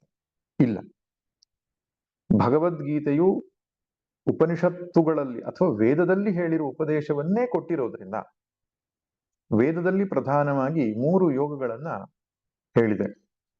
ಒಂದು ಕರ್ಮಯೋಗ, 2ನೇದು ಉಪಾಸನಾ ಯೋಗ, 3ನೇದು ಜ್ಞಾನ ಯೋಗ ಅಂತ. ಸಂಹಿತಾ ಬ್ರಾಹ್ಮಣ ಅನ್ನುವ ಭಾಗ ಕರ್ಮಯೋಗವನ್ನು ಹೇಳಿದ್ರೆ, ಆರಣ್ಯಕ ಭಾಗಗಳು ಉಪಾಸನಾ ಯೋಗವನ್ನ ಅಥವಾ ಭಕ್ತಿ ಯೋಗವನ್ನ ಹೇಳುತ್ತೆ, ಉಪನಿಷತ್ತುಗಳು ಜ್ಞಾನ ಯೋಗವನ್ನು ಹೇಳುತ್ತೆ. ಆದ್ದರಿಂದ ವೇದಕ್ಕೆ ತ್ರಿಕಾಂಡಾತ್ಮಕ ಎಂಬುದಾಗಿ ಕರೀತಾರೆ. 3 ಕಾಂಡಗಳನ್ನ ಒಳಗೊಂಡಿರುವುದು ವೇದ. ಹಾಗೆ ಭಗವದ್ಗೀತೆಯಲ್ಲೂ 3 ಕಾಂಡಗಳಿವೆ: ಕರ್ಮಯೋಗ, ಉಪಾಸನಾ ಯೋಗ ಮತ್ತು ಜ್ಞಾನ ಯೋಗ ಎಂಬುದಾಗಿ. ಆರಂಭದ 6 ಅಧ್ಯಾಯಗಳನ್ನ ಪ್ರಥಮ ಷಟ್ಕ ಅಂತ ಹೇಳ್ತಾರೆ. ಷಟ್ಕ ಅಂತ ಹೇಳಿದ್ರೆ 6 ಅಧ್ಯಾಯಗಳ ಒಂದು ಗುಂಪು. ಪ್ರಥಮ ಷಟ್ಕದಲ್ಲಿ ಕರ್ಮಯೋಗವನ್ನ ಭಗವಂತ ಹೇಳ್ತಾನೆ, ಹಾಗೂ ಜೀವ ಸ್ವರೂಪ ವಿಚಾರವನ್ನು ತಿಳಿಸಿಕೊಡ್ತಾನೆ ಮತ್ತು ಪುರುಷ ಪ್ರಯತ್ನದ ಮಹತ್ವವನ್ನು ಹೇಳ್ತಾನೆ. 7ನೇ ಅಧ್ಯಾಯದಿಂದ ಆರಂಭ ಮಾಡಿ 12ನೇ ಅಧ್ಯಾಯದ ತನಕ ಉಪಾಸನಾ ಪ್ರಧಾನ ಅಥವಾ ಭಕ್ತಿ ಪ್ರಧಾನವಾದಂತಹ ಚಿಂತನೆ ಇದೆ. ಆದ್ರಿಂದ ಅದು ಭಕ್ತಿ ಯೋಗದ ಷಟ್ಕ, ಮಧ್ಯಮ ಷಟ್ಕ ಅಂತ ಹೇಳ್ತಾರೆ. ಭಕ್ತಿ ಯೋಗ ಅಷ್ಟೇ ಅಲ್ಲ, ಈಶ್ವರ ಸ್ವರೂಪ ವಿಚಾರವನ್ನು ಕೂಡ ತಿಳಿಸ್ತಾನೆ ಮತ್ತು ಈಶ್ವರನ ಅನುಗ್ರಹ, ಈಶ್ವರ ಕೃಪೆಯನ್ನ ಅಲ್ಲಿ ಒತ್ತು ಕೊಡ್ತಾನೆ. ಇನ್ನು ಕೊನೆಯದಾಗಿರತಕ್ಕಂತಹ ಏನು ಚರಮ ಷಟ್ಕ ಅಂತ ಹೇಳ್ತಾರೆ, 13ನೇ ಅಧ್ಯಾಯದಿಂದ 18ನೇ ಅಧ್ಯಾಯದವರೆಗೆ ಆ 6 ಅಧ್ಯಾಯಗಳಲ್ಲಿ ಜ್ಞಾನ ಯೋಗವನ್ನ ಒತ್ತು ಕೊಡುವುದು ಕಾಣಿಸ್ತದೆ. ಜ್ಞಾನ ಯೋಗ ಮತ್ತು ಜೀವೇಶ್ವರ ಐಕ್ಯವನ್ನ ಅಲ್ಲಿ ತಿಳಿಸುವುದು ಕಾಣಿಸ್ತದೆ ಮತ್ತು ಆ ಜ್ಞಾನ ಸಾಧನೆಗೆ ಬೇಕಾದಂತಹ ಆತ್ಮಗುಣಗಳು ಅಂತ ಏನು ಕರೀತಾರೆ, ಅಮಾನಿತ್ವಾದಿ ಗುಣಗಳನ್ನ ಅಲ್ಲಿ ವರ್ಣಿಸಿರುವುದು ಕಾಣಿಸ್ತದೆ. ಹೀಗೆ ಸಾಧ್ಯವನ್ನೂ ಸಾಧನವನ್ನು ತುಂಬಾ ಅದ್ಭುತವಾಗಿ ಕಟ್ಟಿಕೊಡುವಂತಹ ಗ್ರಂಥ ಅದು. ಆರಂಭದ ಅಧ್ಯಾಯ ಏನಿದೆ ಅರ್ಜುನ ವಿಷಾದ ಯೋಗ, ಇಲ್ಲಿ ಯೋಗ ಎಂಬ ಶಬ್ದಕ್ಕೆ ಅಧ್ಯಾಯ ಅಂತ ಅರ್ಥ ಅಷ್ಟೇ. ಅರ್ಜುನ ವಿಷಾದ ಯೋಗವು ಒಂದು ಯೋಗ ಅಂತ ಅಲ್ಲ. ಅಂದ್ರೆ ಯೋಗ ಎಂಬ ಶಬ್ದಕ್ಕೆ ವಾಸ್ತವವಾಗಿ ಅರ್ಥ ಯುಜ್ ಸಂಯೋಗೆ ಅಂತ, ಸೇರಿಸುವುದು ಅಂತ ಅರ್ಥ. ಈ ಜೀವಾತ್ಮ ಪರಮಾತ್ಮರನ್ನು ಸೇರಿಸುವಂತಹ ಒಂದು ಸಾಧನೆಗೆ ಯೋಗ ಅಂತ ಹೇಳ್ತಾರೆ. ಆದ್ದರಿಂದ ವಿಷಾದವೂ ಒಂದು ಯೋಗ ಆಗ್ತದೆ ಅಂತ ವಿವರಣೆ ಮಾಡುವ ಅವಶ್ಯಕತೆ ಇಲ್ಲ. ಅದೊಂದು ಪೀಠಿಕಾ ಅಧ್ಯಾಯ, ಉಪೋದ್ಘಾತ ಅಂತ ಹೇಳ್ತಾರೆ, ಪ್ರವೇಶಿಕೆ ಅಂತ ಹೇಳ್ತಾರೆ. ಸಾಧಾರಣವಾಗಿ ಯಾವುದೇ ಗ್ರಂಥವನ್ನ ಬರೆಯುವಾಗ ಅನುಬಂಧ ಚತುಷ್ಟಯವನ್ನ ಸ್ಪಷ್ಟಪಡಿಸಬೇಕಾಗ್ತದೆ. ಅನುಬಂಧ ಚತುಷ್ಟಯ ಅಂದ್ರೇನು? ಅಧಿಕಾರಿ, ವಿಷಯ, ಸಂಬಂಧ, ಪ್ರಯೋಜನ, ಈ 4 ಅನುಬಂಧ ಅಂತ, ಅನುಬದ್ಧಾತಿ ಅಂತ ಗ್ರಂಥವನ್ನ ಅದು ಪೂರ್ವಭಾವಿಯಾಗಿ ನಮಗೆ ಪರಿಚಯ ಮಾಡಿಕೊಳ್ಳೋದು. ಇಂಗ್ಲಿಷ್ ನಲ್ಲಿ ಪ್ರಿಫೇಸ್ ಅಂತ ಹೇಳ್ತಾರೆ. ಈ ಪ್ರಿಫೇಸ್ ಅನ್ನುವಂಥದ್ದನ್ನ ಪ್ರತಿಯೊಂದು ಗ್ರಂಥದಲ್ಲಿಯೂ ಇರಬೇಕಾದದ್ದು ಒಂದು ಸಂಪ್ರದಾಯ. ಒಮ್ಮೊಮ್ಮೆ ಏನು ಮಾಡ್ತಾರೆ, ಒಂದು ಶ್ಲೋಕದಲ್ಲಿಯೇ ಅನುಬಂಧ ಚತುಷ್ಟಯವನ್ನು ಕಟ್ಟಿಕೊಡುತ್ತಾರೆ. ಒಮ್ಮೊಮ್ಮೆ ಒಂದು ಅಧ್ಯಾಯವೇ ಸೀಮಿತವಾಗ್ತದೆ. ಉದಾಹರಣೆಗೆ ಕಠೋಪನಿಷತ್ತನ್ನು ನೋಡಿದ್ರೆ ಆರಂಭದ ವಲ್ಲಿ ಏನಿದೆ ಅದು ಅನುಬಂಧ ಚತುಷ್ಟಯವನ್ನು ಹೇಳುವಂತಹ ಒಂದು ವಲ್ಲಿ. ಹಾಗೆ ಭಗವದ್ಗೀತೆಯ ಪ್ರಥಮ ಅಧ್ಯಾಯ ಅನ್ನೋದು ಈ 4 ಸಂಗತಿ ಸ್ಪಷ್ಟಪಡಿಸುತ್ತೆ. ಗೀತೆಗೆ ಅಧಿಕಾರಿ ಯಾರು, ವಿಷಯ ಏನು, ವಿಷಯ ಅನ್ನುವಂಥದ್ದು ಮುಂದಿನ ಅಧ್ಯಾಯದಲ್ಲಿ ಸ್ಪಷ್ಟಪಡಿಸ್ತಾನೆ. ಆದ್ರೂ ಮುಖ್ಯವಾಗಿ ಅಧಿಕಾರಿಯನ್ನ ಇಲ್ಲಿ ಎತ್ತಿ ಹಿಡಿಯುವಂಥದ್ದು ಕಾಣ್ತದೆ. ಯಾರು ಅಧಿಕಾರಿ ಭಗವದ್ಗೀತೆಗೆ ಅಂತ. ಉಪನಿಷತ್ತುಗಳ ಬಗ್ಗೆ ನಾವು ಯೋಚನೆ ಮಾಡುವಾಗ ಗೊತ್ತಾಗತ್ತೆ, ಸಾಧನ ಚತುಷ್ಟಯ ಸಂಪನ್ನನಾಗಿರಬೇಕು. ವಿವೇಕ, ವೈರಾಗ್ಯ, ಕ್ಷಮಾದಿ ಷಟ್ಕ ಸಂಪತ್ತಿ, ಮುಮುಕ್ಷುತ್ವಾದಿ ಗುಣಗಳಿಂದ ಒಡಗೂಡಿದವನು ಗುರುಗಳನ್ನ ಸಮೀಪಿಸುವುದು, ಉಪನಿಷತ್ತಿನ ಚಿಂತನೆ ಮಾಡೋದು ಕಾಣಿಸುತ್ತೆ. ಆದ್ರೆ ಭಗವದ್ಗೀತೆ ಸ್ವಲ್ಪ ಈ ನಿಯಮವನ್ನು ಸಡಿಲ ಮಾಡಿದೆ. ಭಗವದ್ಗೀತೆಗೂ ಇದೇ ನಿಯಮ ಅನ್ವಯವಾದ್ರೂ ಕೂಡ ಸಂಸಾರಿಯಾದವರಿಗೆ ಮೋಕ್ಷವನ್ನು ಪಡೆಯುವ ಉಪಾಯವನ್ನ ಅದು ತಿಳಿಸಿಕೊಡೋದ್ರಿಂದ ಆ ಮಟ್ಟಿಗೆ ಅದು ತನ್ನನ್ನ ಎಲ್ಲರ ಪಾಲಿಗೂ ಲಭ್ಯ ಮಾಡಿಕೊಂಡಿದೆ. ಉಪನಿಷತ್ತುಗಳನ್ನು ಅಧ್ಯಯನ ಮಾಡುವ ವಿದ್ಯಾರ್ಥಿ ಮತ್ತು ಉಪದೇಶ ಮಾಡುವ ಗುರು ಮತ್ತು ಆ ಉಪದೇಶಿಸಲ್ಪಡುವ ಜಾಗ, ಇದೆಲ್ಲವೂ ಒಂದು ಬೇರೆಯೇ ವಾತಾವರಣ ಇರ್ತಿತ್ತು. ಅತ್ಯಂತ ವೈರಾಗ್ಯ ಆದವನು ಕಾಡಿನಲ್ಲಿಗೆ, ಏಕಾಂತದಲ್ಲಿಗೆ ಗುರುಗಳಿದ್ದಲ್ಲಿ ಹೋಗಿ ಅವರ ಬಳಿ ಸಾರಿ ಅವರ ಬಳಿಯಲ್ಲಿ ಅಧ್ಯಾತ್ಮ ಚಿಂತನೆಯನ್ನ, ಚರ್ಚೆಯನ್ನ ಮಾಡ್ತಾ ಇರೋದು ಕಾಣಿಸುತ್ತೆ. ಆದ್ರೆ ಭಗವದ್ಗೀತೆ ಸ್ವಲ್ಪ ಭಿನ್ನವಾಗಿದೆ. ಇದು ಯುದ್ಧರಂಗದ ಮಧ್ಯದಲ್ಲಿ ಬೋಧಿಸಿರತಕ್ಕಂಥದ್ದು. ಇದು ರಣರಂಗದಲ್ಲಿ ಬೋಧಿಸಿದ್ದು. ಉಪನಿಷತ್ತು ಅರಣ್ಯದಲ್ಲಿ ಬೋಧಿಸಿದ್ದು. ಅರಣ್ಯ ಅಂದ್ರೆ ಏನು? ಎಲ್ಲಿ ರಣ ಇಲ್ಲವೋ ಅದು ಅರಣ್ಯ. ಇದು ರಣರಂಗದ ಮಧ್ಯೆ. ಉಪನಿಷತ್ತುಗಳನ್ನು ಬೋಧಿಸುವ ಋಷಿಗಳು ಸುಸನ್ಯಾಸದ ಒಂದು ಜೀವನ ಶೈಲಿಯನ್ನು ನಡೆಸ್ತಾ ಇದ್ದವರು. ಶಿಷ್ಯನು ಕೂಡ ಅದೇ ರೀತಿಯ ಮನೋಭಾವವುಳ್ಳವನಾಗಿರ್ತಿದ್ದ. ಆದ್ರೆ ಭಗವದ್ಗೀತೆ ಹಾಗಲ್ಲ. ಸಂಸಾರದ ತಾಪತ್ರಯಗಳ ಮಧ್ಯದಲ್ಲಿ ಬದುಕುತ್ತಾ ಇದ್ದಂತಹ ಕೃಷ್ಣ ಒಬ್ಬ ರಾಜಕಾರಣಿ ಆಗಿದ್ದವನು, ಒಬ್ಬ ಗೃಹಸ್ಥನಾಗಿದ್ದವನು, ಒಬ್ಬ ಸಂಸಾರಿಯಾಗಿದ್ದವನು. ಸಂಸಾರಿ ಎಂಬ ಅರ್ಥ ಅಂದ್ರೆ ಅಜ್ಞಾನಿ ಎಂಬ ಅರ್ಥದಲ್ಲಿ ಅಲ್ಲ, ಇಲ್ಲಿ ಸಂಸಾರಿ ಅಂದ್ರೆ ಕುಟುಂಬ ಇದೆಲ್ಲ ಇಟ್ಟುಕೊಂಡಿರುವವನು ಎಂಬ ಅರ್ಥದಲ್ಲಿ ಲೌಕಿಕವಾದಂತಹ ಒಂದು ಪ್ರಯೋಗ. ಅಂತಹ ಒಬ್ಬ ಕೃಷ್ಣ ಇನ್ನೊಬ್ಬ ಗೃಹಸ್ಥನಾದವನಿಗೆ, ಲೌಕಿಕದ ವ್ಯಾಪಾರದಲ್ಲಿ ತೊಡಗಿಕೊಂಡವನಿಗೆ ಇದನ್ನು ಉಪದೇಶಿಸಿರುವುದು ಕಾಣಿಸ್ತದೆ. ಮತ್ತು 7-11 ಅಕ್ಷೋಹಿಣಿ ಸೈನ್ಯದ ಮಧ್ಯದಲ್ಲಿ ಕುರುಕ್ಷೇತ್ರದಲ್ಲಿ ಇದರ ಬೋಧನೆ ನಡೆಯುವುದು ಕಾಣಿಸ್ತದೆ. ಇದು ಒಂದು ಮುಖ್ಯ ಸಂದೇಶ ನಮಗೆ ಕೊಡೋದೇನೆಂದ್ರೆ, ಭಗವದ್ಗೀತೆ ಎನ್ನುವಂಥದ್ದು ನಿತ್ಯ ಜೀವನದಲ್ಲಿ ನಮಗೆ ಬೇಕಾಗಿರತಕ್ಕಂಥ ಗ್ರಂಥ ಅಂತ. ದಿನನಿತ್ಯದ ವ್ಯವಹಾರಗಳನ್ನು ಮಾಡ್ತಾ ಮೋಕ್ಷ ಸಾಧನೆಯನ್ನು ಪಡೆದುಕೊಳ್ಳೋದು ಹೇಗೆ, ಇದೇ ಭಗವದ್ಗೀತೆ ಮುಖ್ಯ ಸಂದೇಶ. ಅದಕ್ಕೆ ಮೇಲ್ನೋಟಕ್ಕೆ ಏನು ಕಾಣಿಸ್ತದೆ, ಭಗವದ್ಗೀತೆ ಕರ್ಮಯೋಗವನ್ನು ಉಪದೇಶಿಸ್ತಾ ಇದೆ ಅಂತ ಕಾಣಿಸ್ತದೆ. ಕೆಲವರು ವ್ಯಾಖ್ಯಾನಕಾರರು ಹಾಗೆ ಬರೆದಿದ್ದಾರೆ. ಇನ್ನು ಕೆಲವರು ಉಪಾಸನಾ ಪ್ರಧಾನವಾಗಿರೋ ಗ್ರಂಥ ಅಂತ ಬರೆದಿದ್ದಾರೆ. ಆದ್ರೆ ಕಾಂಟೆಕ್ಸ್ಟ್ ಅನ್ನ ನೋಡಿ, ಅಧಿಕಾರಿಯನ್ನ ನೋಡಿದಾಗ ಗೊತ್ತಾಗ್ತದೆ ನಮ್ಗೆ,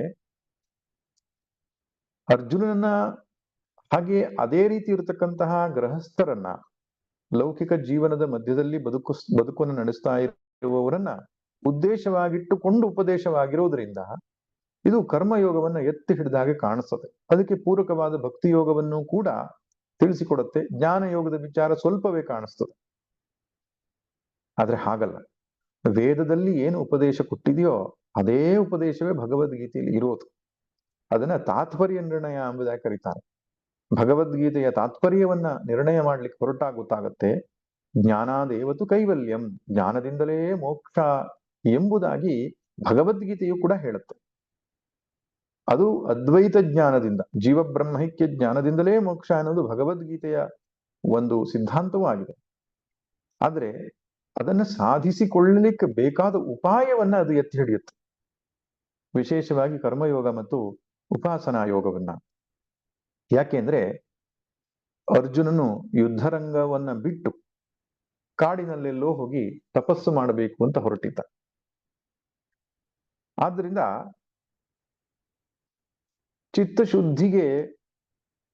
ಚಿತ್ತಶುದ್ಧಿ ಆಗದೆ ಈ ಸನ್ಯಾಸವಾಗ್ಲಿ ವಿರಕ್ತಿ ಜೀವನವಾಗ್ಲಿ ತುಂಬಾ ಕಷ್ಟಕರ.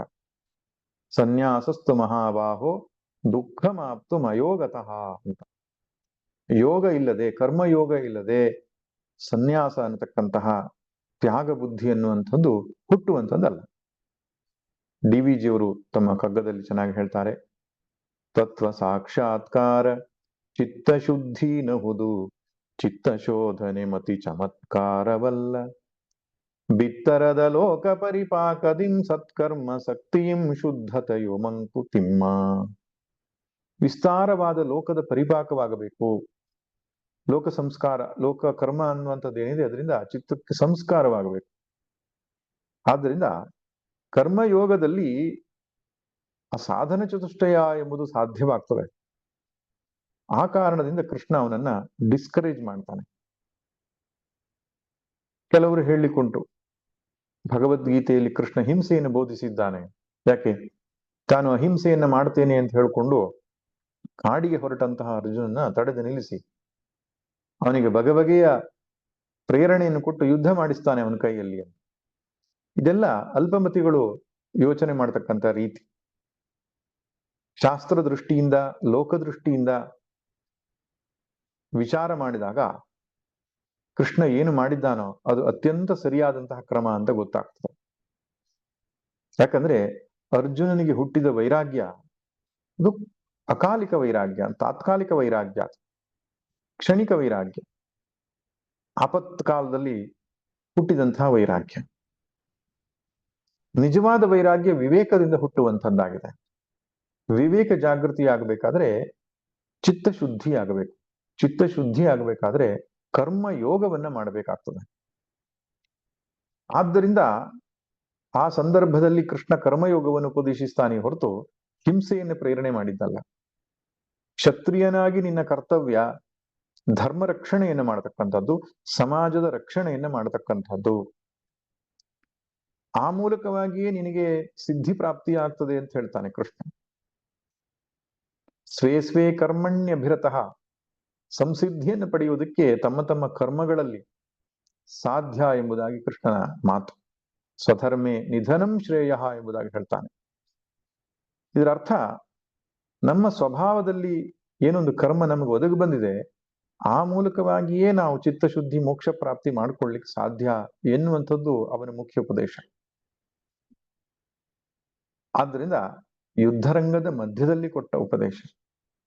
ಒಂದು ದೃಷ್ಟಿಯಲ್ಲಿ ನಮ್ಮದು ಒಂದು ಯುದ್ಧರಂಗವೇ. ಲೌಕಿಕ ಜೀವನದಲ್ಲಿ ಪಾಲ್ಗೊಳ್ಳುವಂತಹ ಪ್ರತಿಯೊಬ್ಬರೂ ಕೂಡ ಹೋರಾಟವನ್ನು ನಡೆಸ್ತಾ ಇರ್ತಾರೆ. ಬೆಳಿಗ್ಗಿನಿಂದ ಸಂಜೆಯ ತನಕ ಬದುಕಿನ ಬೇರೆ ಬೇರೆ ಜಂಜಾಟಗಳಲ್ಲಿ ಹೋರಾಟವನ್ನು ನಡೆಸ್ತಾ ಇರುವವರಿಗೆ ಭಗವದ್ಗೀತೆ ಉತ್ತಮವಾದ ಗ್ರಂಥ. ಯಾಕೆಂದ್ರೆ ಯುದ್ಧ ಎನ್ನುವಂತಹ ಘನಘೋರವಾದ ರಕ್ತಸಿಕ್ತವಾದಂತಹ ಒಂದು ಪರಿಸ್ಥಿತಿ ಅದು. ಅಂತಹ ಕಠಿಣವಾದ ಪರಿಸ್ಥಿತಿಯನ್ನು ಕೂಡ ಸಮಾಧಾನ ಚಿತ್ತ ಉಳ್ಳವನಾಗಿ ನಿಭಾಯಿಸಲಿಕ್ಕೆ ಸಾಧ್ಯ ಎಂಬುದಾಗಿ ಕೃಷ್ಣ ಹೇಳ್ತಾನೆ. ಯುದ್ಧವನ್ನು ಕೂಡ ಸಮತ್ವದಲ್ಲಿ ಮಾಡು ಎಂಬುದಾಗಿ ಕೃಷ್ಣನ ಉಪದೇಶ. ಅಂತಹ ಒಂದು ಕರ್ಮವೇ ಸಮಚಿತ್ತತೆಯಿಂದ ಮಾಡಲಿಕ್ಕೆ ಸಾಧ್ಯ ಇರುವಾಗ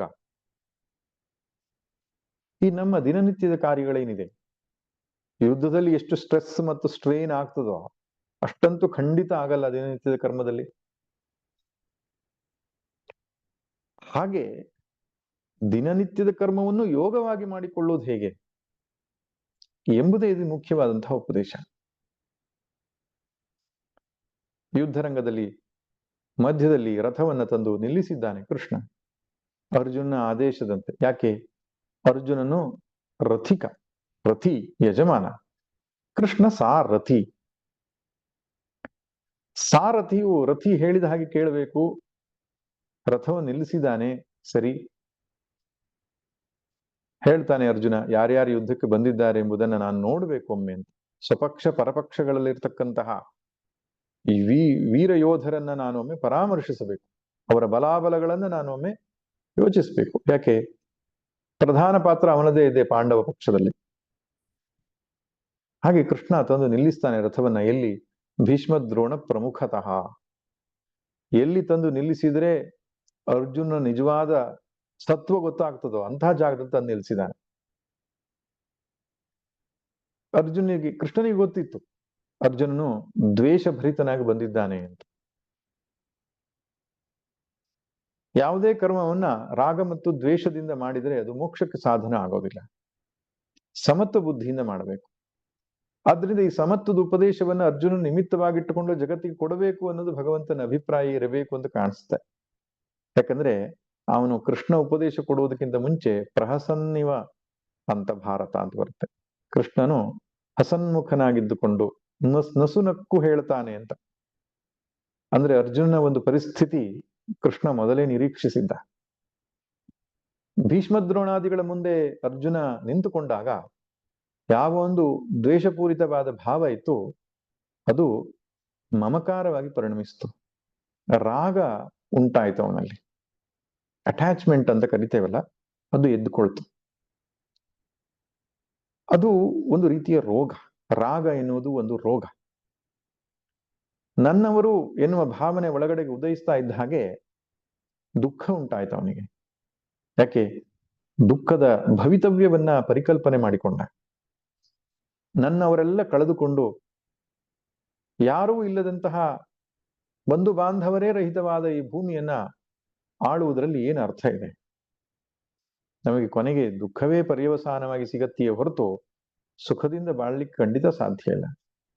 ಯಾರು ನಮ್ಮನ್ನ ಎತ್ತ ಆಡಿಸಿ ನಮಗೆ ಆಶ್ರಯ ಕೊಟ್ಟು ನಮಗೆ ಬೆಂಗಾವಲಾಗಿ ನಿಂತಹ ಭೀಷ್ಮರು ಇವತ್ತು ಅರ್ಜುನ ಎಂಬ ನಾಮ ವೀರಾಗ್ರೇಸರನಾಗಿರತಕ್ಕಂತಹ ಅರ್ಜುನ ಸವ್ಯಸಾಚಿ ಎಂಬುದಾಗಿ ಏನು ಪ್ರಸಿದ್ಧಿಗೆ ಬಂತೋ ಅಂತಹ ಸ್ಥಾನಮಾನವನ್ನು ಕೊಟ್ಟವರು ಆಚಾರ್ಯ ದ್ರೋಣರು. ತನ್ನ ಮಗನಿಗೆ ಹೇಳಿಕೊಡದ ವಿದ್ಯೆಗಳನ್ನು ತನಗೆ ಹೇಳಿಕೊಟ್ರು. ಜಗತ್ನಲ್ಲೇ ದೊಡ್ಡ ಬಿಲ್ಗಾರನನ್ನಾಗಿ ಮಾಡ್ತೇನೆ ಎನ್ನುವ ಪ್ರತಿಜ್ಞೆಯನ್ನ ಮಾಡಿ ಆ ಮೂಲಕವಾಗಿ ಇವತ್ತು ನನ್ನ ವ್ಯಕ್ತಿತ್ವ ನಿರ್ಮಾಣ ಮಾಡಿದಂತಹ ಗುರುಗಳು. ಅಷ್ಟೇ ಇಲ್ಲ, ಎರಡೂ ಪಕ್ಷಗಳಲ್ಲಿ ಬಂಧು ಬಾಂಧವರು, ಜ್ಞಾತಿಗಳಿದ್ದಾರೆ, ಅಜ್ಜಂದಿರು, ಅಣ್ಣಂದಿರು, ಅಪ್ಪಂದಿರು, ಈ ರೀತಿ ಸಂಬಂಧಿಕರು ಎಲ್ಲರೂ ಸೇರ್ಕೊಂಡಿದ್ದೇವೆ ನಾವು. ಅವರನ್ನ ಕೊಂದು ಅವರ ರಕ್ತದಿಂದ ಸಿಕ್ತವಾದ ಭೋಗವನ್ನ ಅನುಭವಿಸುವುದು ಸರಿಯಾದುದಲ್ಲ ಎಂಬುದಾಗಿ ಅರ್ಜುನನ ಮನಸ್ಸಿಗೆ ಬಂತು. ಅಷ್ಟೇ ಅಲ್ಲ, ಆ ಯೋಚನೆಗಳು ಅತಿಶಯವಾಗಿ ಅವನ ಮನಸ್ಸಲ್ಲಿ ಕಾಡತೊಡಗಿತು. ಗಾಂಡೀವಂ ಸ್ರಂಸತೆ ಹಸ್ತ ತ್ವಚ್ಚೈವ ಪರಿದಕ್ಷ್ಯತೆ ನಚ ಶಕ್ನೋಮ್ಯವಸ್ಥಾತುಂ ಭ್ರಮತೀವ ಚ ಮೇ ಮನಃ ನಿಮಿತ್ತಾನಿ ಚ ಪಶ್ಯಾಮಿ ವಿಪರೀತಾನಿ ಕೇಶವ. ಹೇ ಕೃಷ್ಣ, ನನ್ನ ಹತ್ರ ತಡ್ಕೊಳ್ಳಿಕ್ಕೆ ಆಗ್ತಾ ಇಲ್ಲ. ಅಂದ್ರೆ ದುಃಖ ಅತಿಶಯವಾಗಿ, ಉತ್ಕಟವಾಗಿ, ಡಿಪ್ರೆಷನ್ ಅಂತ ಹೇಳ್ತೇವಲ್ಲ, ಆ ರೀತಿಯಾದಂತಹ ಮಾನಸಿಕ ಖಿನ್ನತೆಗೆ ಹೋಗ್ತಿದ್ದಾನೆ ಎನ್ನುವ ಹಾಗೆ ಅಲ್ಲಿ ವರ್ಣನೆ ಇದೆ. ಮಾನಸಿಕ ಖಿನ್ನತೆಯಾದವರಿಗೆ ಸಹಜವಾಗಿ ಇದ್ದಕ್ಕಿದ್ದಾಗ ಕಣ್ಣೀರು ಬರ್ಲಿಕ್ಕೆ ಉಂಟು, ಇದ್ದಕ್ಕಿದ್ದಾಗ ಅಳ್ತಾರೆ, ದೇಹದೆಲ್ಲ ಕಂಪನ ಶುರುವಾಗ್ತದೆ, ಶರೀರ ಬಿಸಿ ಆಗ್ತದೆ, ತಲೆ ತಿರುಗ್ಲಿಕ್ಕೆ ಶುರುವಾಗ್ತದೆ. ಸೊ ಇದೆಲ್ಲ ಲಕ್ಷಣಗಳು ಅವನಲ್ಲಿ ಕಾಣಿಸ್ಲಿಕ್ಕೆ ಶುರುವಾಗ್ತದೆ. ಇದಕ್ಕೆ ಕಾರಣ ಶೋಕ ಅಂತ, ಅತಿಯಾದ ಶೋಕ. ವ್ಯಕ್ತಿಯಲ್ಲಿ ಅತಿಯಾದ ಶೋಕ ಬಂದ ತಕ್ಷಣ ಮೋಹ ಉಂಟಾಗ್ತದೆ. ಮೋಹ ಅನ್ನೋದು ಅವಿವೇಕ ಅಂತ ಹೇಳ್ತಾರೆ. ಬುದ್ಧಿ ವೈಚಿತ್ಯೇ ಧಾತು. ಯಾವುದು ಸರಿ, ಯಾವುದು ತಪ್ಪು, ಏನು ಮಾಡಬೇಕು, ಏನು ಮಾಡಬಾರದು ಎಂತಕ್ಕಂತಹ ಪೃಥಗ್ಭಾವ, ವಿಚಿತ್ರ ಪೃಥಗ್ಭಾವೇ ಅದು ನಷ್ಟವಾಗಿ ಹೋಗ್ತದೆ. ಅಂತಹ ಒಂದು ಮೋಹವು ಅವನ ಬುದ್ಧಿಯಲ್ಲಿ ಕವಿಯಿತು. ತದನಂತರ ಅವನು ಆಡಿರತಕ್ಕಂತಹ ಮಾತುಗಳೆಲ್ಲ ಮೋಹಯುಕ್ತವಾದ ಮಾತುಗಳು. ಮೇಲ್ನೋಟಕ್ಕೆ ಕಾಣುತ್ತೆ, ಮೊದಲನೇ ಅಧ್ಯಾಯದಲ್ಲಿ ಅರ್ಜುನನು ಧರ್ಮಶಾಸ್ತ್ರದಲ್ಲಿ ದೊಡ್ಡ ಪಂಡಿತ ಎಂಬುದಾಗಿ ಕಾಣಿಸುತ್ತೆ. ಯಾಕೆಂದ್ರೆ ಕುಲಧರ್ಮ ಅಂದ್ರೇನು, ಜಾತಿ ಧರ್ಮ ಅಂದ್ರೇನು, ವರ್ಣಧರ್ಮ ಅಂದ್ರೇನು, ಕಾಲ ಕಾಲಕ್ಕೆ ಅನುಸರಿಸಬೇಕಾದ ಧರ್ಮಗಳ ಬಗ್ಗೆ ಏನು, ನರಕ, ಸ್ವರ್ಗ, ಪಿಂಡ ಪ್ರದಾನ, ಶ್ರಾದ್ದಾದಿ ಕರ್ಮ, ಇವುಗಳೆಲ್ಲ ಅವನು ಸುಂದರವಾಗಿ ವರ್ಣಿಸೋದು ಕಾಣಿಸ್ತದೆ. ಆದರೆ ಅದೆಲ್ಲವೂ ಕೂಡ ಮೋಹದಿಂದ ಒಡಗೂಡಿದ ಮಾತುಗಳು, ಅವಿವೇಕದಿಂದ ತುಂಬಿದ ಮಾತುಗಳಾಗಿರ್ತದೆ. ಕಾರಣ ಏನು? ರಾಗ ಮತ್ತು ಶೋಕ, ಅದರಿಂದ ಉಂಟಾದ ಮೋಹದಿಂದ ಅವನು ಅಂತಹ ಮಾತುಗಳನ್ನು ಆಡಿದ್ದಾನೆ. ಈ ರಾಗ, ಶೋಕ, ಮೋಹಕ್ಕೆ ಸಂಸಾರ ರೋಗ ಅಂತ ಕರೀತಾರೆ, ಅಥವಾ ಭವಬಂಧನ, ಸಂಸಾರ ಬಂಧನ ಎಂಬುದಾಗಿ ಕರೀತಾರೆ. ಇಂತಹ ಸಂಸಾರ ಬಂಧನದಲ್ಲಿದ್ದವರಿಗೆ ಭಗವದ್ಗೀತೆ ಉಪದೇಶ ಬೇಕು. ಇದೇ ಮೊದಲನೇ ಅಧ್ಯಾಯದ ಸಂದೇಶ. ಮೊದಲನೇ ಅಧ್ಯಾಯದಲ್ಲಿ ಎಲ್ಲೂ ಕೂಡ ಅಧ್ಯಾತ್ಮ ವಿಚಾರದ ಚರ್ಚೆಯೇ ನಡೆಯಲ್ಲ. ಅರ್ಜುನನು ಕೊಟ್ಟ ಎಲ್ಲ ಉಪದೇಶಗಳನ್ನ ಮೌನವಾಗಿ ಕೇಳಿಸಿಕೊಳ್ತಾನೆ ಕೃಷ್ಣ. ಯಾಕೆ? ಒಂದು ಪ್ರಾಚೀನವಾದ ಮಾತಿದೆ, ನಾ ಪೃಷ್ಟ ಕಸ್ಯಚಿತ್ ಭೂಯಾತ್ ನಚ ಅನ್ಯಾಯೇನ ಪೃಚ್ಛತಃ ಜಾನನ್ನಪಿ ಚ ಮೇಧಾವಿ ಜಡವಲ್ಲೋಕಮಾಚರೇತ್ ಅಂತ ಒಂದು ಮಾತಿದೆ. ಏನು ಹಾಗಂದ್ರೆ, ಎಲ್ಲಿಯ ತನಕ ಕೇಳುವವನಿಗೆ ಕೇಳಬೇಕು ಎಂತಕ್ಕಂತಹ ಒಂದು ಇಚ್ಛೆ ಜಾಗೃತವಾಗಿರ್ಲ್ವೋ, ಶುಶ್ರೂಷ ಅಂತ ಹೇಳ್ತಾರೆ. ಶ್ರೋತುಂ ಇಚ್ಛಾ ಶುಶ್ರೂಷ. ಆ ಶ್ರೋತುಂ ಇಚ್ಛಾ, ಕೇಳುವ ಇಚ್ಛೆ ಜಾಗೃತವಾಗದು ಹೊರತು ಹೇಳುವವನು ಬಾಯಿ ತೆರೀಬಾರದು ಅಂತ. ನಿಜವಾದಂತಹ ಒಳಗಡೆಗೆ ಉತ್ಕಟವಾದಂತಹ ಜಿಜ್ಞಾಸೆ ಇದ್ದವನು ಕೇಳಿದ ಪ್ರಶ್ನೆಗೆ ಉತ್ತರ ಕೊಡಬೇಕು. ನಾ ಪೃಷ್ಟ ಕಸ್ಯಚಿತ್ ಬ್ರೂಯಾ, ಕೇಳದೆ ಹೇಳಲಿಕ್ಕೆ ಹೋಗ್ಬಾರ್ದು ಅಂತ ಹೇಳುತ್ತೆ. ಕೃಷ್ಣ ಅದನ್ನು ಚೆನ್ನಾಗಿ ಅನುಸರಿಸುವುದು ಕಾಣಿಸುತ್ತೆ. ನಮಗೊಂದು ದೊಡ್ಡ ಪಾಠ ಇದು ಕೂಡ. ಯಾಕೆ? ನಮ್ಗೊಮ್ಮೊಮ್ಮೆ ಸ್ವಲ್ಪ ಏನೋ ಪುಸ್ತಕ ಓದಿದ ತಕ್ಷಣ ಮಹಾಜ್ಞಾನಿ ಅಂತ ಅನ್ಸ್ಲಿಕ್ಕೆ ಶುರುವಾಗುತ್ತೆ. ಉಳಿದವರೆಲ್ಲ ನನ್ನ ಉಪದೇಶಗಳನ್ನು ಕೇಳಬೇಕು, ಮತ್ತೆ ಆ ಆದರ್ಶಗಳನ್ನೆಲ್ಲ ಪಾಲಿಸಬೇಕು ಅಂತ ಹೇಳಿ ನಿರೀಕ್ಷೆ ಇಟ್ಕೊಂಡು ಹೊರಡುತ್ತೇವೆ. ಅದು ಸರಿಯಾದ ಕ್ರಮ ಅಲ್ಲ. ನಚ ಅನ್ಯಾಯೇನ ಪೃಚ್ಛತಃ ಅಂದ್ರೆ ಪ್ರಶ್ನೆ ಕೇಳುವವನಲ್ಲಿ ಕುಹಕವೋ ಕಾಪಟ್ಯವೋ ಇದ್ರೆ ಆವಾಗಲೂ ಕೂಡ ಉತ್ತರ ಕೊಡಬಾರದು ಅಂತಿದೆ. ಹೇಗಿರ್ಬೇಕು? ಜಾನನ್ನಪಿ ಚ ಮೇಧಾವಿ ಜಡವಲ್ಲೋಕಮಾಚರೇತ್, ಎಲ್ಲವೂ ಗೊತ್ತಿದ್ರೂ ಕೂಡ ಗೊತ್ತಿಲ್ಲದ ಹಾಗೆ ಇರಬೇಕು ಅಂತ ಇದೆ. ಕೃಷ್ಣ ಹಾಗೆ ಮಾಡ್ತಾನೆ. ಅರ್ಜುನಿಗೆ ಆ ಸಂದರ್ಭದಲ್ಲಿ ಉಪದೇಶ ಕೊಟ್ಟರೆ ಗ್ರಹಣ ಮಾಡುವಂತಹ ಸ್ಥಿತಿಯಲ್ಲಿ ಇಲ್ಲ ಅವನು ಅಂತ. ಅವನ ಮನಸ್ಸು ಒಂದು ತಹಬಂದಿಗೆ ಬರಬೇಕು, ಮನಸ್ಸು ಒಂದು ಪ್ರಶಾಂತತೆಯನ್ನು ಪಡಿಬೇಕು. ಅಷ್ಟೇ ಅಲ್ಲ, ಕೃಷ್ಣನ ಗುರು ಅಂತ ಅವನು ಒಪ್ಪಿಕೊಳ್ಬೇಕು. ಈಗ ಸೆಲ್ಫ್ ಮೆಡಿಕೇಶನ್ ಮಾಡ್ತಾ ಇದ್ದಾನೆ, ಅವನೇ ವೈದ್ಯನಾಗಿ ಅವನೇ ಪರಿಹಾರ ಕಂಡುಕೊಳ್ತಾ ಇದ್ದಾನೆ.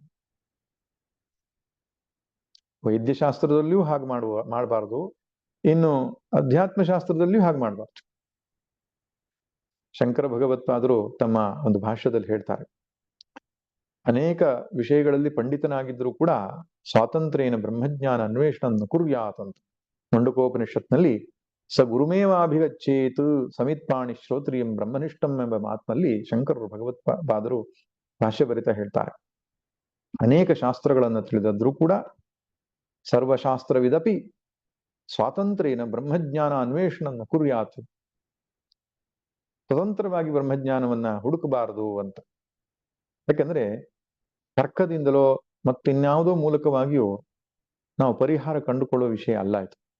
ಸಂಪ್ರದಾಯವಿದರಿಂದಲೇ ಇದಕ್ಕೊಂದು ಸಿಸ್ಟಮ್ಯಾಟಿಕ್ ಟೀಚಿಂಗ್ ಅಂತ ಇದೆ, ವ್ಯವಸ್ಥಿತವಾದಂತಹ ಒಂದು ಪಾಠ ಇದೆ. ಆ ಮೂಲಕವಾಗಿಯೇ ಈ ಸತ್ಯವನ್ನು ಕಂಡುಕೊಳ್ಳಬೇಕಾಗಿರೋದ್ರಿಂದ ಗುರುವನ್ನೇ ನಾವು ಆಶ್ರಯಿಸಬೇಕಾಗಿದೆ. ಆದ್ರೆ ಅರ್ಜುನ ಹಾಗೆ ಮಾಡಲ್ಲ, ತಾನೇ ಪ್ರಯತ್ನ ಪಡ್ತಾನೆ ಇದಕ್ಕೊಂದು ಪರಿಹಾರ ಕಂಡುಕೊಳ್ಳಬೇಕು ಅಂತ. ಆದ್ರೆ ಅವನ ಪರಿಹಾರ ಏನಾಗಿತ್ತು? ತಪ್ಪಾಗಿತ್ತು. ಅವನೇನ್ ನಿಶ್ಚಯ ಮಾಡ್ತಾನೆ, ಈ ಆತತಾಯಿಗಳನ್ನು ಕೊಲ್ಲೋದಕ್ಕಿಂತ ನಾನೇ ಅತ್ಲಗ ಕಾಡಿಗೆ ಹೋಗ್ಬಿಡೋಣ. ನಾವೆಲ್ಲ ಪಾಂಡವರು ಹೆಂಗಂತಿದ್ರು ಕಾಡಲ್ಲಿದ್ದ ಅಭ್ಯಾಸ ಇದೆ ನಮ್ಗೆ. 12 ವರ್ಷ ವನವಾಸ, 1 ವರ್ಷ ಅಜ್ಞಾತವಾಸ ಮಾಡಿ ಕಾಡಿನ ವಾತಾವರಣ ತುಂಬಾ ಚೆನ್ನಾಗಿ ಗೊತ್ತಿದೆ. ಆದ್ರಿಂದ ಅತ್ಲಗ ನಾವೇ ಕಾಡಿಗೆ ಹೋಗಿ ಭಿಕ್ಷೆಯನ್ನ ಬೇಡ್ಕೊಂಡು, ಭೈಕ್ಷ್ಯ ಎನ್ನುವ ಶಬ್ದವೂ ಬರುತ್ತೆ. ಭಿಕ್ಷೆ ಬೇಡಿಕೊಂಡು ಅಂದ್ರೆ ವಾನಪ್ರಸ್ಥಗಳಾಗಿಯೋ ಸನ್ಯಾಸಿಗಳಾಗಿಯೋ ಜೀವನವನ್ನ ನಡೆಸಿಕೊಂಡು ನಾವು ಬದುಕಿದ್ರೆ ಈ ಯುದ್ಧವೇ ತಪ್ಪಿ ಬಿಡ್ತದಲ್ಲ. ಎಂಥ ಒಳ್ಳೆ ಪರಿಹಾರ. ಹಾಗಾಗ್ತದೆ ಒಂದು ಸಲ. ಈ ಮೋಹಕ್ಕೆ, ಆ ರಾಗ ಶೋಕ ಮೋಹಕ್ಕೆ ಕವಿದ ವ್ಯಕ್ತಿ ತಪ್ಪು ನಿರ್ಧಾರಗಳನ್ನು ಮಾಡ್ತಾನೆ. ಒಂದು ಉದಾಹರಣೆ ಕೊಡ್ಬೇಕು ಅಂದ್ರೆ, ಒಬ್ಬ ನ್ಯಾಯಾಧೀಶ ಜಡ್ಜ್ ಆಗಿರುವವನು ಕೋರ್ಟಲ್ಲಿ ಎಲ್ಲರಿಗೂ ನ್ಯಾಯ ಕೊಡ್ತಾ ಇರ್ತಾನೆ. ಆದ್ರೆ ತನ್ನ ಮಗನೇ ಅಪರಾಧಿಯಾಗಿ ಬಂದು ನಿಂತ್ಕೊಂಡಾಗ ಅವನು ನ್ಯಾಯ ಕೊಡುವಾಗ ತಪ್ಪುತ್ತಾನೆ. ಯಾಕೆ? ಅಲ್ಲಿ ಮಮಕಾರದಿಂದ ಮಿಳಿತವಾದಂತಹ ನಿಶ್ಚಯ ಬರ್ತದೆ, ಶಾಸ್ತ್ರಾನುಸಾರಿಯಾದಂತಹ ಚಿಂತನೆ ಬರಲ್ಲ, ವಾಸನಾನುಸಾರಿಯಾದಂತಹ ನಿರ್ಧಾರಗಳು ಬರ್ತದೆ, ತಪ್ಪು ನಿರ್ಧಾರಗಳು ಬರ್ತದೆ. ಅದಕ್ಕೆ ನಮ್ಮ ಜೀವನದಲ್ಲಿಯೂ ಕೂಡ ಇಂಥದೇ ಪರಿಸ್ಥಿತಿಯನ್ನು ನಾವು ಎದುರಿಸಿದಾಗ ಹೇಗೆ ಮಾಡಬೇಕು, ಏನು ಮಾಡಬೇಕು, ಹೇಗೆ ಮಾಡಬಾರದು ಎನ್ನುವುದನ್ನ ಶಾಸ್ತ್ರದ ಸಹಾಯದಿಂದ, ಗುರುಶಾಸ್ತ್ರೋಪದೇಶದಿಂದ ತಿಳಿದುಕೊಳ್ಳಬೇಕು ಅಂತ. ಕಿಂ ಕರ್ಮ ಕಿಮಕರ್ಮೇತಿ ಕವಯೋಪ್ಯತ್ರ ಮೋಹಿತಾಹ, ಕೃಷ್ಣನೇ ಹೇಳ್ತಾನೆ. ದೊಡ್ಡ ದೊಡ್ಡ ಜ್ಞಾನಿಗಳಿಗೂ ಕೂಡ ಏನು ಮಾಡಬೇಕು ಏನು ಮಾಡಬಾರದು ಎನ್ನುವಂತಹ ವಿಷಯದಲ್ಲಿ ಮೋಹ ಇದೆ, ಅವಿವೇಕ ಇದೆ. ಗುರುಶಾಸ್ತ್ರೋಪದೇಶದ ಸಹಾಯದಿಂದಲೇ ಅದನ್ನ ಪರಿಹರಿಸಿಕೊಳ್ಬೇಕು ಅಂತ.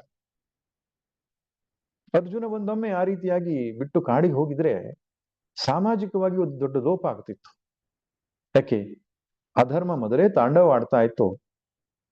ಇನ್ನು ಅಧರ್ಮದ ನಿರ್ಭೀತವಾಗಿ ದುರ್ಯೋಧನನು ತನ್ನ ಕುಕೃತ್ಯಗಳನ್ನ ಮಾಡ್ತಾ ಇದ್ದ. ಸಮಾಜದ ವ್ಯವಸ್ಥೆ ಹಾಳಾಗಿ ಹೋಗ್ತಿತ್ತು. ಕ್ಷತ್ರಿಯನಾಗಿ ಇವನ ಕರ್ತವ್ಯ, ಒಬ್ಬ ಪೊಲೀಸ್ ಆಗಿಯೋ ಅಥವಾ ಒಬ್ಬ ಮಿಲಿಟರಿ ಪರ್ಸನ್ ಆಗಿಯೋ, ಅಲ್ಲಿ ಯಾರು ಅನ್ಯಾಯವನ್ನು ಮಾಡಿದ್ದಾರೆ, ಯಾರು ತಪ್ಪನ್ನ ಮಾಡೋದು ಖಂಡಿಸಬೇಕು, ದಂಡಿಸಬೇಕು. ರಾಜದಂಡ ಅನ್ನುವಂಥದ್ದು ಇರುವುದೇ ಅದಕ್ಕೆ. ಅಲ್ಲಿ ನಾನು ಅಹಿಂಸೆಯನ್ನು ತಾಳ್ತೇನೆ ಅಂತ ಹೇಳೋ ಕೆಲವು ರಾಜರು ಮಾಡಿದ್ದಾರೆ ಹಿಂದೆಲ್ಲ. ಅಹಿಂಸಾ ವ್ರತವನ್ನು ಕೈಗೊಂಡ್ಬಿಟ್ಟು ಹಿಂಸೆಯನ್ನೇ ಮಾಡಬಾರದು. ಹಿಂಸೆ ಅನ್ನುವಂಥದ್ದು ಸಾಮಾನ್ಯ ಧರ್ಮ, ಅಹಿಂಸೆಯನ್ನು ಸಾಮಾನ್ಯ ಧರ್ಮ ಹೌದು. ಅದೇ ಪ್ರಸಂಗಗಳು ಬಂದಾಗ ಎಲ್ಲಿ ಶಿಕ್ಷಿಸಬೇಕು. ಒಬ್ಬ ವೈದ್ಯನಾದವನು ಶಸ್ತ್ರಚಿಕಿತ್ಸೆಯನ್ನು ಮಾಡಲ್ಲ, ಅಹಿಂಸಾ ವ್ರತ ತೆಗೆದುಕೊಳ್ತೇನೆ ಅಂತ ಹೇಳಿದ್ರೆ ಹೇಗೆ ರೋಗಿಗಳ ಬದುಕಲಿಕ್ಕೆ ಸಾಧ್ಯ ಆಗ್ತದೆ? ಹಾಗೆ ಒಬ್ಬ ರಾಜನಾಗಿ ತನ್ನ ಕರ್ತವ್ಯ ಏನು ಅಂತ ಅದನ್ನ ಮರೆತಿದ್ದಾನೆ. ಅದೊಂದು ತಪ್ಪು. ಇನ್ನೊಂದು ತಪ್ಪು, ಪರಧರ್ಮವನ್ನ ಆಚರಣೆ ಮಾಡ್ಲಿಕ್ಕೆ ಹೊರಟಿದ್ದಾನೆ, ಸ್ವಧರ್ಮ ಬಿಟ್ಟು. ಪರಧರ್ಮ ಅನ್ನುವಂಥದ್ದು ಮೇಲ್ನೋಟಕ್ಕೆ ಅನುಕೂಲಕರವಾಗಿ ಕಾಣಬಹುದು, ಸೇಫೆಸ್ಟ್ ಪ್ಲೇಸ್ ಅದು. ಯಾವುದು? ಕಾಡು, ಯಾರ ರಗಳೆ ಇಲ್ಲ, ಕರ್ಕರೆ ಇಲ್ಲ ಅಂತ. ಆದ್ರೆ ಇವನ್ ಚಿತ್ತ ವಿಕಾಸ ಆಗೋದು ಹೇಗೆ? ಅತ್ಯಂತ ರಜೋಗುಣ ಹೊಂದಿರತಕ್ಕಂತಹ ಈ ಕ್ಷತ್ರಿಯ ಸ್ವಭಾವದವನಾದ ಅರ್ಜುನನಿಗೆ ಅರಣ್ಯದಲ್ಲಿ ಕುಳಿತುಕೊಂಡ್ರೂ ಕೂಡ ಬಿಲ್ಲು ಬಾಣಗಳು ಸುಮ್ಮನೆ ಇರ್ಲಿಕ್ಕೆ ಸಾಧ್ಯ ಆಗಲ್ಲ. ಸ್ವಲ್ಪ ದಿನ ಅರಣ್ಯದ ವಾತಾವರಣ ಚೆನ್ನಾಗಿ ಕಾಣಿಸಿದ್ರು ಅವರು ಕಾಡಿನಲ್ಲಿ 12 ವರ್ಷ ಕಾಡಿನಲ್ಲಿ ಇದ್ದಾಗ ಏನ್ ಮಾಡಿದ್ದೇವೆ ನೋಡಿದ್ದೇವೆ. ಋಷಿ ಮುನಿಗಳ ಜೊತೆ ಅಲ್ಲಿ ಸತ್ಸಂಗಗಳ ನಡೆಸುವುದರೊಟ್ಟಿಗೆ ಯುದ್ಧಗಳನ್ನು ಮಾಡಿದ್ದಾರೆ, ಹೊಡೆದಾಟಗಳನ್ನು ಮಾಡಿದ್ದಾರೆ. ಯಾಕೆ? ಸ್ವಭಾವ ಅದು. ಅಂತವನು ಹೋಗಿ ಅಲ್ಲಿ ಭೈಕ್ಷಚರ್ಯ ಮುಂತಾದವುಗಳ ನಿಯಮಗಳಿಂದ ಬದುಕಿದ್ರೆ ಅವನ ಅಧ್ಯಾತ್ಮ ವಿಕಾಸ ಆಗುವುದಿಲ್ಲ. ಯಾಕೆ? ಅದಕ್ಕೆ ಅವನು ಇನ್ನೂ ಅಣಿಯಾಗ್ಲಿಲ್ಲ, ಅದಕ್ಕೆ ಇನ್ನೂ ಸಿದ್ಧನಾಗಿಲ್ಲ. ಡಿ.ವಿ.ಜಿ ಒಂದು ಕಗ್ಗದಲ್ಲಿ ಹೇಳ್ತಾರೆ, ಮನೆಯ ತೊರೆದೋಡಲೇಂ ವನಗುಹೆಯ ಸಾರಲೇಂ ತನುವನುಗ್ರ ವ್ರತಗಳಿಂದ ದಂಡಿಸಲೇಂ ಬಿನದಗಳಸಿ ನೀನೂರೂರ ಅಲೆದೊಡೇಂ ಮನವ ತೊರೆದಿರಲಹುದೆ ಮಂಕುತಿಮ್ಮ. ಎಲ್ಲಿ ಹೋದ್ರೂ ಕೂಡ ಮನಸ್ಸನ್ನು ಬಿಟ್ಟು ಹೋಗ್ಲಿಕ್ಕಾಗಲ್ಲ. ಆದ್ರಿಂದ ತಪ್ಪು ನಿರ್ಧಾರದಿಂದ ನಿಶ್ಚಯವನ್ನ ಮಾಡ್ಲಿಕ್ಕೆ ಹೊರಟಿದ್ದ ಅರ್ಜುನ. ಕೃಷ್ಣ ಸುಮ್ಮನೆ ಇದ್ದ, ನೋಡೋಣ. ಅವನು ಯೋಚನೆ ಮಾಡ್ತಾ ಇದ್ದ, ಈ ಒಂದು ಪರಿಸ್ಥಿತಿ ಬರ್ಬೇಕು, ಯಾಕೆ ಒಂದು ಜಗತ್ತಿಗೆ ಉಪದೇಶ ಕೊಡ್ಬೇಕಲ್ಲ. 2ನೇ ಅಧ್ಯಾಯ ಆರಂಭ ಆಗತ್ತೆ. 2ನೇ ಅಧ್ಯಾಯದಲ್ಲಿಯೂ ಕೂಡ ಆರಂಭದಲ್ಲಿ ಅರ್ಜುನ ಅದನ್ನೇ ಹೇಳ್ತಾನೆ. ಕೃಷ್ಣ ಒಂದು ಸ್ಟ್ರಾಂಗ್ ಡೋಸೇಜ್ ಕೊಡುವ ಅಂತ ಯೋಚನೆ ಮಾಡಿ, ಕ್ಲೈಬ್ಯಮಾಸ್ಮಗಮಃ ಪಾರ್ಥ ನೈತತ್ವ ಉಪಪದ್ಯತೆ ಕ್ಷುದ್ರಂ ಹೃದಯ ದೌರ್ಬಲ್ಯಂ ತ್ಯಕ್ತೋತ್ತಿಷ್ಠ ಪರಂತಪ ಅಂತಾನೆ. ಕ್ಲೀವತ್ವವನ್ನು ಹೊಂದಬೇಡ ಅಂತ, ನಪುಂಸಕನಾಗಬೇಡ ಅಂತ ಹೇಳ್ತಾನೆ ಅವನು ಕೃಷ್ಣ. ಅಲ್ಲ, ಬೇರೆ ಸಂದರ್ಭದಲ್ಲಿ ನಪುಂಸಕ, ಅರ್ಜುನಿಗೆ ನಪುಂಸಕ ಅಂತ ಕರೆದಿದ್ರೆ ಸುಮ್ಮನೆ ಇರ್ತಿರ್ಲಿಲ್ವೇನವನು, ಗೊತ್ತಿಲ್ಲ. ಆದ್ರೆ ಈ ಸಮಯದಲ್ಲಿ ಎಷ್ಟರ ಮಟ್ಟಿಗೆ ಅವನ ವೀರ ರಸ ಉಡುಗಿ ಹೋಗಿತ್ತು, ಜೀವನೋತ್ಸಾಹ ಕರಗಿ ಹೋಗಿತ್ತು ಅಂದ್ರೆ, ಕ್ಲೀಬತ್ವದ ಆರೋಪ ಮಾಡಿದ್ರು ಕೂಡ ಸುಮ್ಮನಿರ್ತಾನ ಅವನು. ಕ್ಲೈಬ್ಯಮಾಸ್ಮಗಮಃ ಪಾರ್ಥ ಅಂತ. ಅದಕ್ಕೆ ಮತ್ತೆ ಪುನಃ ಇದೇ ವಾದಗಳನ್ನ ಹೇಳ್ತಾನೆ. ಗುರುನ ಹತ್ವಾ ಹಿ ಮಹಾನುಭಾವಾನ್ ಶ್ರೇಯೋ ಭೋಕ್ತುಂ ಭಿಕ್ಷಮಪೀಹ ಲೋಕೆ. ಗುರುಗಳನ್ನ ಕೊಂದು ಜೀವನ ನಡೆಸೋದಕ್ಕಿಂತ ಭಿಕ್ಷೆ ಬೇಡುವುದು ಒಳ್ಳೆಯದು ಅಂತ. ಕೊನೆಗೆ ಅವನು ಯೋಚನೆ ಮಾಡ್ತಾ ಮಾಡ್ತಾ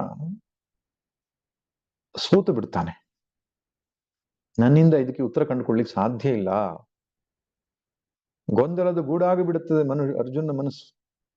ಕೊನೆಗೆ ಅವನು ಹೇಳ್ತಕ್ಕಂಥ ಮಾತು, ಕಾರ್ಪಣ್ಯ ದೋಷೋಪಹತ ಸ್ವಭಾವ ಪೃಚ್ಛಾಮಿ ತ್ವಾಂ ಧರ್ಮ ಸಮ್ಮೂಢ ಚೇತಾಃ ಯಚ್ಛ್ರೇಯಸ್ಯಾನ್ನಿಶ್ಚಿತಂ ಬ್ರೂಹಿ ತನ್ಮೇ ಶಿಷ್ಯಸ್ತೇಹಂ ಶಾಧಿ ಮಾಂ ತ್ವಾಂ ಪ್ರಪನ್ನಂ ಮಾಂ ಶಾಧಿ ಅಂತ ಹೇಳ್ತಾನೆ. ನಿನಗೆ ಶರಣಾದಂತಹ ನನಗೆ ಉಪದೇಶಿಸು ಅಂತ. ಶಾಧಿ ಅಂದ್ರೆ ಉಪದೇಶಿಸು ಅಂತ ಹೇಳ್ತಾನೆ. ಕಾರ್ಪಣ್ಯ ದೋಷೋ ಅಪಹತ ಸ್ವಭಾವ. ನನ್ನ ಸ್ವಭಾವ, ನನ್ನ ಗುಣ ಅನ್ನೋದು ಕೃಪಣತೆಯಿಂದ ಒಡಗೂಡಿ ಬಿಟ್ಟಿದೆ. ಕೃಪಣತೆ ಅಂದ್ರೆ ದುಃಖ ಅಂತ ಅರ್ಥ ಇಲ್ಲಿ. ದೀನತೆ, ದೈನ್ಯ ಭಾವ ಅಂತ. ಪೃಚ್ಛಾಮಿ ತ್ವಾಂ ಧರ್ಮ ಸಮ್ಮೂಢ ಚೇತಾಃ. ಧರ್ಮ ಸಮ್ಮೂಢತ್ವ ನನಗುಂಟಾಗಿದೆ ಅಂತ. ಮೋಹ ಶಬ್ದದ ಕೃದಂತದ ರೂಪ ಮೂಢ ಅಂತ. ಆದ್ರಿಂದ ಅವಿವೇಕದಿಂದ, ಧರ್ಮದ ವಿಷಯದಲ್ಲಿ ಅವಿವೇಕ ನನಗೆ ಉಂಟಾಗ್ಬಿಟ್ಟಿದೆ. ಅದಕ್ಕೆ ಯಾರೋ ಹೇಳ್ತಾ ಇದ್ರು, ಭಗವದ್ಗೀತೆಯ ಟೋಟಲ್ ಸಂದೇಶ ಏನಪ್ಪಾ ಅಂದ್ರೆ ಮಮ ಧರ್ಮ ಅಂತ. ಹೇಗೆ ಅಂದ್ರೆ, ಮೊದಲನೇ ಶ್ಲೋಕ ಎಲ್ಲಿ ಶುರುವಾಗುತ್ತೆ? ಧರ್ಮಕ್ಷೇತ್ರೇ ಕುರುಕ್ಷೇತ್ರೇ ಸಮವೇತ ಯುತ್ಸಹ. ಆದ್ರಿಂದ ಧರ್ಮ ಅನ್ನೋ ಶಬ್ದದಿಂದ ಶುರುವಾಗುತ್ತೆ ಮೊದಲನೇ ಶ್ಲೋಕ. ಕೊನೆಯ ಶ್ಲೋಕ ಸರ್ವಧರ್ಮಾನ್ ಪರಿತ್ಯಜ್ಯ ಮಾಮೇಕಂ ಶರಣಂ ಅಹಂತ್ವಾ ಸರ್ವಪ ಮೋಕ್ಷಯಿಷ್ಯಾಮಿ ಮಾ ಶುಚಃ. ಕೊನೆಯ ಮಾತಿನಲ್ಲಿ ಮಮ ಅಂತಕ್ಕಂಥ ಮಾತು ಬರ್ತದೆ. ಹಾಗೆ ಆರಂಭದ ಮತ್ತು ಕೊನೆಯ ಶಬ್ದಗಳೇ ಧರ್ಮ ಮತ್ತು ಮಮ ಸೇರಿಸಿ ಮಮ ಧರ್ಮ ಅಂತ ಆಗ್ತದೆ ಅಂತ. ಅಂದ್ರೆ ಒಬ್ಬ ಮನುಷ್ಯನ ಕರ್ತವ್ಯಗಳೇನು ಎನ್ನುವುದನ್ನ ಶಬ್ದ ಸ್ಪಷ್ಟವಾಗಿ ಭಗವದ್ಗೀತೆ ಹೇಳಿಕೊಡುತ್ತದೆ. ಧರ್ಮ ಸಮೂಢ ಚೇತನಾಗಿದ್ದೇನೆ. ಶ್ರೇಯಸ್ಯ ನಿಶ್ಚಿತಂ. ನನಗೆ ನಿಶ್ಚಿತವಾಗಿ ಶ್ರೇಯಸ್ಸು ಯಾವುದೋ ಅದನ್ನು ಹೇಳಿವು ಎಂಬುದಾಗಿ ಅರ್ಜುನ ಕೇಳಿದ ಪ್ರಶ್ನೆ. ಒಬ್ಬ ಯಾವುದೇ ಸಂಸಾರಿಗೆ, ಯಾವುದೇ ವ್ಯಾವಹಾರಿಕ ಪ್ರಪಂಚದಲ್ಲಿ ಗೊಂದಲಗಳನ್ನ ಹೊಂದಿದಂತಹ ವ್ಯಕ್ತಿಗೆ ಇಂಥದ್ದೊಂದು ಸ್ಪಷ್ಟತೆ ಬೇಕಾಗ್ತದೆ. Clarity of life. ಆ ಸ್ಪಷ್ಟತೆ ಅನ್ನುವಂಥದ್ದು ಇದ್ರೆ ಬದುಕನ್ನು ನಿರಾಳವಾಗಿ ನಡೆಸಬಹುದಾಗಿದೆ. ಏನು ಜೀವನದರ್ಥ, ಏನು ಪ್ರಪಂಚಾರ್ಥ, ಏನು ಜೀವ ಪ್ರಪಂಚಗಳ ಸಂಬಂಧ. ಅದಕ್ಕೆ ಕೃಷ್ಣ 2ನೇ ಅಧ್ಯಾಯದ 11ನೇ ಶ್ಲೋಕದಿಂದ ಉಪದೇಶವನ್ನು ಆರಂಭ ಮಾಡ್ತಾನೆ. ಭಗವದ್ಗೀತೆಗೆ ಶಂಕರ ಭಗವತ್ಪಾದರು ಭಾಷ್ಯ ಬರೆಯುವುದು ಈ 11ನೇ ಶ್ಲೋಕದಿಂದ ಶುರು ಮಾಡ್ತಾರೆ. ಯಾಕಂದ್ರೆ ಈ ಉಪೋದ್ಘಾತವನ್ನೆಲ್ಲ ಸಂಕ್ಷಿಪ್ತವಾಗಿ ವಿವರಣೆ ಕೊಟ್ಟು ನಿಜವಾದಂತಹ ಉಪದೇಶ ಏನಿದೆ ಭಗವಂತಂದು ಅದು 11ನೇ ಅಧ್ಯಾಯದ ಆರಂಭ ಮಾಡ್ತಾನೆ. ಅಲ್ಲಿಂದ 25ನೇ ಶ್ಲೋಕದವರೆಗೂ ಕೂಡ ಅಧ್ಯಾತ್ಮ ವಿದ್ಯೆಯನ್ನು ಉಪದೇಶಿಸ್ತಾನೆ ಅರ್ಜುನಿಗೆ. ಹೇ ಅರ್ಜುನ, ಇವರೆಲ್ಲರೂ ನನ್ನವರು, ಇವರೆಲ್ಲ ಸಾಯ್ತಾ ಇದ್ದಾರೆ. ಅರ್ಜುನ, ಅಳಿದವರಿಗಾಗಲಿ ಉಳಿದವರಿಗಾಗಲಿ ತಿಳಿದವರು ಅಳುವುದಿಲ್ಲ ಎಂಬ ಸಂದೇಶವನ್ನು ಹೇಳ್ತಾನೆ. ನೀನು ಅಳ್ತಾ ಇದ್ದೀಯಲ್ಲಪ್ಪ, ಇದಕ್ಕೆ ಕಾರಣ ಇಷ್ಟೇ, ನಿನಗೆ ತಿಳುವಳಿಕೆಯ ಕೊರತೆ.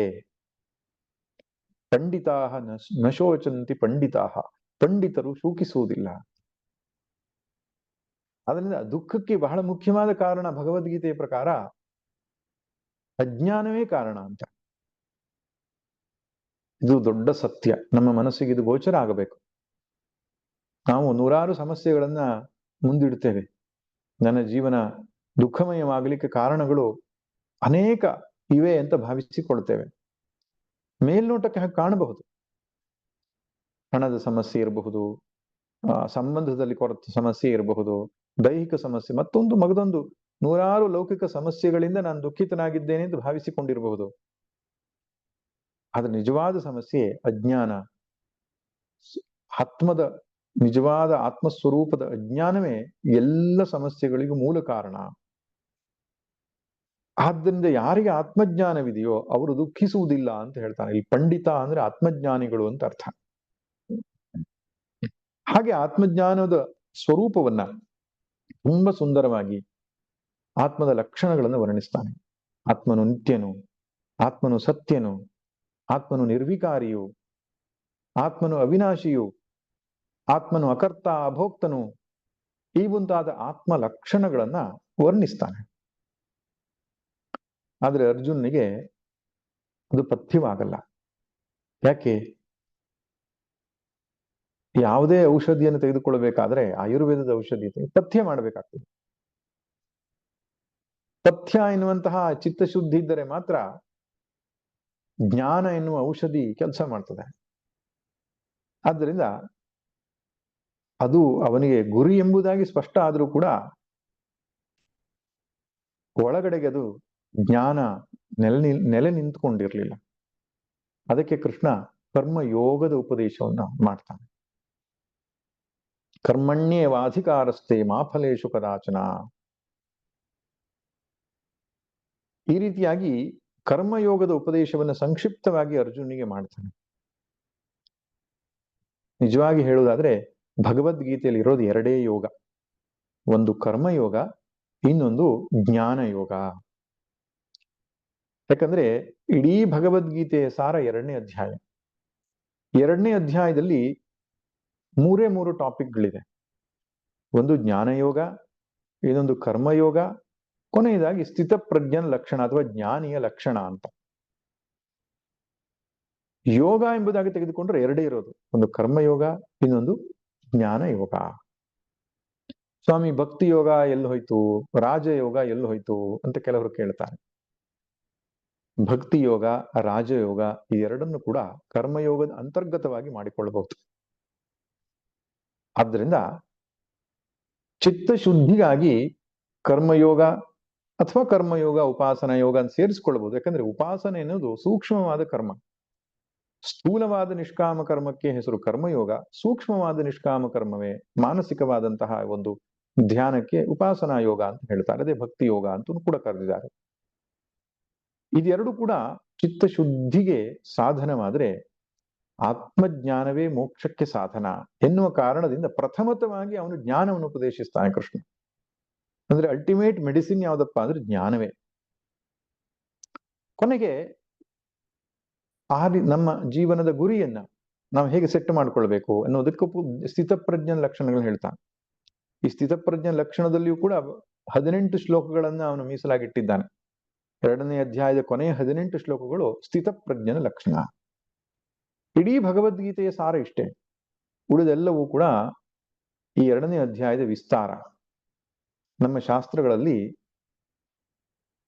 ಸಂಕ್ಷೇಪ ವಿಸ್ತಾರ ಪದ್ಧತಿ ಅಂತ ಒಂದು ಪದ್ಧತಿಯಿಂದ ಪಾಠ ಮಾಡ್ತಾರೆ, ಅಥವಾ ಅದಕ್ಕೆ ಸಮಾಸ ವ್ಯಾಸ ಪದ್ಧತಿ ಅಂತ ಕೂಡ ಹೇಳ್ತಾರೆ. ಹೇಳುವುದನ್ನೆಲ್ಲ ಆರಂಭದಲ್ಲಿ ಹೇಳಿ ಬಿಡಬೇಕು, ಉಳಿದವುಗಳನ್ನ ಮತ್ತೆ ವಿಸ್ತಾರ ಮಾಡಬೇಕು. ಅಂದ್ರೆ ಅದೇ ವಿಷಯವನ್ನ ಮತ್ತೆ ವಿಸ್ತಾರ ಮಾಡಬೇಕು, ಕೊನೆಯಲ್ಲಿ ಮತ್ತೆ ಸಂಕ್ಷೇಪವನ್ನು ಮಾಡಿ ಅಧ್ಯಾಯವನ್ನು ಮುಗಿಸ್ಬೇಕು, ವಿಚಾರವನ್ನು ಮುಗಿಸ್ಬೇಕು. ಅದು ಉಪನ್ಯಾಸ ಮಾಡುವ ಪದ್ಧತಿ ಅಥವಾ ಯಾವುದೇ ರೀತಿಯ ವಿಷಯವನ್ನು ಪ್ರಸ್ತುತಿ ಮಾಡುವಂತಹ ಒಂದು ಪದ್ಧತಿ ಅದು. ಸಂಕ್ಷೇಪ ವಿಸ್ತಾರ. ಸಂಕ್ಷೇಪ ಅಂದ್ರೆ ಇನ್ ಎಸೆನ್ಸ್ ಸಾರವನ್ನೇ ಆರಂಭದಲ್ಲಿ ಹೇಳಿಬಿಡಬೇಕು, ಆಮೇಲೆ ಅದನ್ನು ವಿಸ್ತಾರ ಮಾಡಬೇಕು. ಒಂದು ದೃಷ್ಟಿಯಲ್ಲಿ ಎಕ್ಸಾಂಪಲ್ ಕೊಡೋದಾದ್ರೆ ನ್ಯೂಸ್ ಬುಲೆಟಿನ್ ಓದಿದ ಹಾಗೆ, ನ್ಯೂಸ್ ವಾರ್ತೆಯನ್ನು ಓದುವವರು ಹಾಗೆ ಮಾಡ್ತಾರೆ. ಆರಂಭದಲ್ಲಿ ಮುಖ್ಯಾಂಶಗಳು ಅಂತ ಹೇಳಿ ಏನೇನು ಹೇಳಬೇಕು ಮುಖ್ಯಾಂಶಗಳನ್ನು ಹೇಳ್ತಾರೆ, ಆಮೇಲೆ ಒಂದೊಂದೇ ಮುಖ್ಯಾಂಶಗಳನ್ನು ವಿಸ್ತಾರ ಮಾಡ್ತಾರೆ, ಕೊನೆಯಲ್ಲಿ ಮತ್ತೊಮ್ಮೆ ಮುಖ್ಯಾಂಶಗಳು ಅಂತ ಹೇಳಿ ಮುಗಿಸ್ತಾರೆ. ಹಾಗೆ ಭಗವದ್ಗೀತೆಯಲ್ಲೂ ಕೂಡ 2ನೇ ಅಧ್ಯಾಯ ಅನ್ನೋದು ಇಡೀ ಭಗವದ್ಗೀತೆಯ ಸಾರ. 18ನೇ ಅಧ್ಯಾಯದಲ್ಲಿ ಮತ್ತೊಮ್ಮೆ ಎಲ್ಲ ವಿಷಯಗಳನ್ನ ಸಂಕ್ಷೇಪವಾಗಿ ಸಾರ ರೂಪದಲ್ಲಿ ತಿಳಿಸಿಕೊಡ್ತಾನೆ. ಒಟ್ಟಿನಲ್ಲಿ ಅಧ್ಯಾತ್ಮ ಸಾಧನೆಗೆ ಬೇಕಾದಂತಹ ಎಲ್ಲ ಸಾಧನೆಗಳನ್ನ ತಿಳಿಸಿಕೊಡ್ತಾನೆ. ಅದರಲ್ಲಿಯೂ ವಿಶೇಷವಾಗಿ ಕರ್ತವ್ಯ ಕರ್ಮಗಳನ್ನ ಹೇಗೆ ನಿಭಾಯಿಸಬೇಕು, ಯಾವ ಬುದ್ಧಿಯಿಂದ ನಾವು ಮಾಡಬೇಕು ಅಂತ. Proper action and proper attitude, ಅದನ್ನು ಕರ್ಮ ಯೋಗ ಎಂಬುದಾಗಿ ಕರೀತಾರೆ. ಶ್ರುತಿ ಸಮ್ಮತವಾದ, ಶಾಸ್ತ್ರ ಸಮ್ಮತವಾದಂತಹ ಕರ್ಮಗಳನ್ನು ಪ್ರಾಪರ್ ಆಕ್ಷನ್ ಅಂತ ಹೇಳ್ತಾರೆ. ನಿಷಿದ್ಧ ಕರ್ಮವನ್ನು ಬಿಟ್ಟು ನಿತ್ಯ ನೈಮಿತ್ತಿಕ ಮುಂತಾದ ಕರ್ಮಗಳನ್ನ, ಕಾಮ್ಯಕರ್ಮಗಳನ್ನು ಕೂಡ ಮಾಡುವುದಾದ್ರೆ ನಿಷ್ಕಾಮವಾಗಿ ಮಾಡುವಂಥದ್ದು, ಅದನ್ನು ಪ್ರಾಪರ್ ಆಟಿಟ್ಯೂಡ್ ಅಂತ ಕರೆದಿದ್ದಾನೆ. ಯೋಗಸ್ಥಃ ಕುರು ಕರ್ಮಾಣಿ ಸಂಗಂ ತ್ಯಕ್ತ್ವಾ ಧನಂಜಯ ಸಿದ್ಧ ಅಸಿದ್ಧೋ ಸಮೋ ಭೂತ್ವ ಸಮತ್ವಂ ಯೋಗ ಉಚ್ಯತೆ. ಕರ್ಮಯೋಗದ ಬೀಜರೂಪವಾದ ಶ್ಲೋಕ ಆಯ್ತು. ಸಾಮಾನ್ಯವಾಗಿ ಕರ್ಮಯೋಗದ ಶ್ಲೋಕವನ್ನು ಹೇಳುವಾಗ ಎಲ್ಲರೂ ಕರ್ಮಣ್ಯವಾಧಿಕಾರಸ್ಥೆ ಅಂತ ಹೇಳ್ಬಿಡ್ತಾರೆ. ಅಲ್ಲ, ಕರ್ಮಣ್ಯವಾಧಿಕಾರಸ್ಥೆ ಅನ್ನೋ ಶ್ಲೋಕದಲ್ಲಿ ಮನುಷ್ಯನ ಪುರುಷ ಪ್ರಯತ್ನದ ಮಹತ್ವವನ್ನು ಎತ್ತಿ ಹಿಡಿದಿದ್ದಾನೆ. ಅದರಲ್ಲಿ ಮನುಷ್ಯ ಹ್ಯಾಸ್ ಗಾಟ್ ಎ ಚಾಯ್ಸ್, ಆಯ್ಕೆ ಇದೆ ಅವನಿಗೆ. ಕರ್ತುಂ ಅಕರ್ತುಂ ಅನ್ಯತಾ ಕರ್ತುಂ ಶಕ್ನೋತಿ, ಕರ್ಮಣ್ಯವ ಕರ್ಮದಲ್ಲಿಯೇ ನಿನಗೆ ಅಧಿಕಾರ ಇದೆ, ಫಲದಲ್ಲಲ್ಲ ಎನ್ನುವಂತಹ ವಿಷಯವನ್ನು ಹೇಳುತ್ತದೆ. ಆದ್ರೆ ಕರ್ಮಯೋಗ ಅಂದ್ರೆ ಏನು ಅಂತ ಅದರ ಲಕ್ಷಣವನ್ನು ಹೇಳುವಂತಹದ್ದು 2ನೇ ಶ್ಲೋಕ. ಯೋಗಸ್ಥಃ ಕುರು ಕರ್ಮಾಣಿ, ಯೋಗಸ್ಥನಾಗಿ ಕರ್ಮವನ್ನು ಮಾಡು. ಅಂದ್ರೆ ಯೋಗ ಅಂದ್ರೆ ಮನಸ್ಸಮಾಧಾನ ಅಂತ, ಚಿತ್ತ ಸಮಾಧಾನ ಅಥವಾ ಈಶ್ವರಾರ್ಪಣ ಬುದ್ಧಿ. ಚಿತ್ತ ಸಮಾಧಾನ ಹೇಗೆ ಬರ್ತದೆ? ಈಶ್ವರರಿಗೆ ಅರ್ಪಣೆ ನಮ್ಮ ಕರ್ಮಗಳನ್ನು ಮಾಡಿದಾಗ ಮನಸ್ಸು ಸಮಾಧಾನ ಆಗ್ತದೆ. ಅದರಿಂದ ಈಶ್ವರಾರ್ಪಣ ಬುದ್ಧಿ. ಯೋಗಸ್ಥಃ ಕುರು ಕರ್ಮಾಣಿ ಸಂಗಂ ತ್ಯಕ್ತ್ವ ಧನಾನಿಚ ಫಲಾನಿಚ, ಫಲದ ಸಂಘವನ್ನು ಬಿಡು ಅಂತ ಹೇಳ್ತಾನೆ.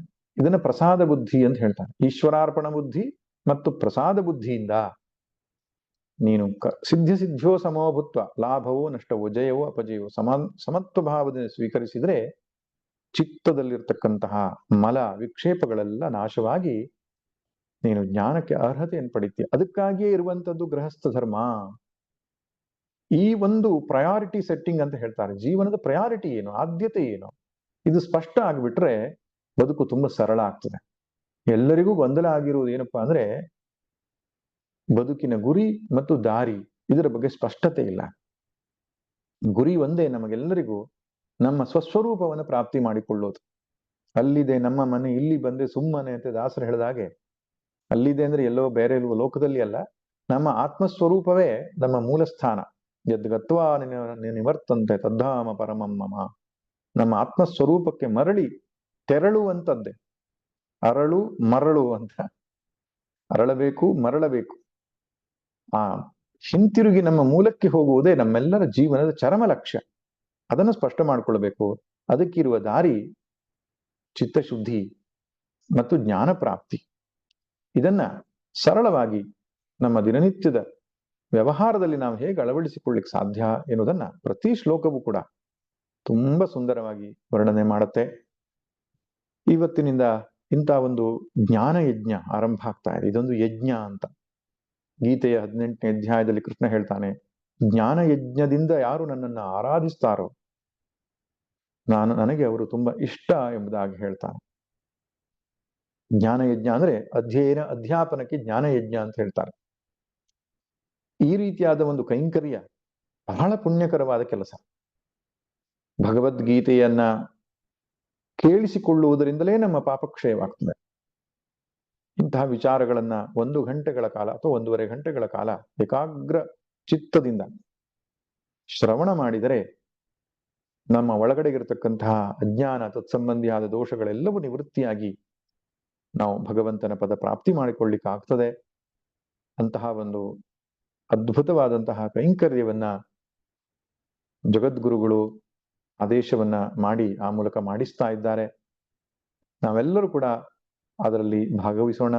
ಇನ್ನೊಂದಿಷ್ಟು ಜನರಿಗೆ ಅದರಲ್ಲಿ ತೊಡಗಿಸುವಂತೆ ನಾವು ಪ್ರಯತ್ನವನ್ನು ಮಾಡೋಣ ಅಂತ ಹೇಳ್ತಾ, ಈ ಜ್ಞಾನ ಯಜ್ಞದ ಕೈಂಕರ್ಯವು ಹರಿಗುರುಗಳ ಅನುಗ್ರಹದಿಂದ ತುಂಬಾ ಯಶಸ್ವಿಯಾಗಿ ಪರಿಪೂರ್ಣವಾಗ್ತದೆ. ಅದರಲ್ಲಿ ವಿಶೇಷವಾಗಿ ಅಹಂ ಬ್ರಹ್ಮಾಸ್ಮಿ ಎಂಬ ತಂಡ ಅದು ಮಾಡ್ತಾ ಇರತಕ್ಕಂತಹ ಕೆಲಸ ಅತ್ಯಂತ ಅನತಿ ಕಾಲದಲ್ಲಿ ಅದ್ಭುತವಾದಂತಹ ಒಂದು ಸಾಧನೆಯ ಯಶಸ್ಸನ್ನ ಅದು ಮಾಡಿದೆ.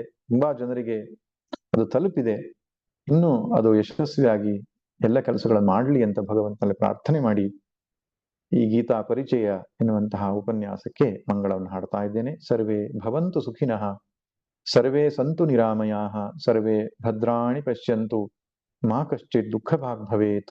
ಓಂ ಶಾಂತಿ ಶಾಂತಿ ಶಾಂತಿ. ನಾರಾಯಣ ನಾರಾಯಣ ನಾರಾಯಣ. ಶ್ರೀ ಗುರುಭ್ಯೋ ನಮಃ.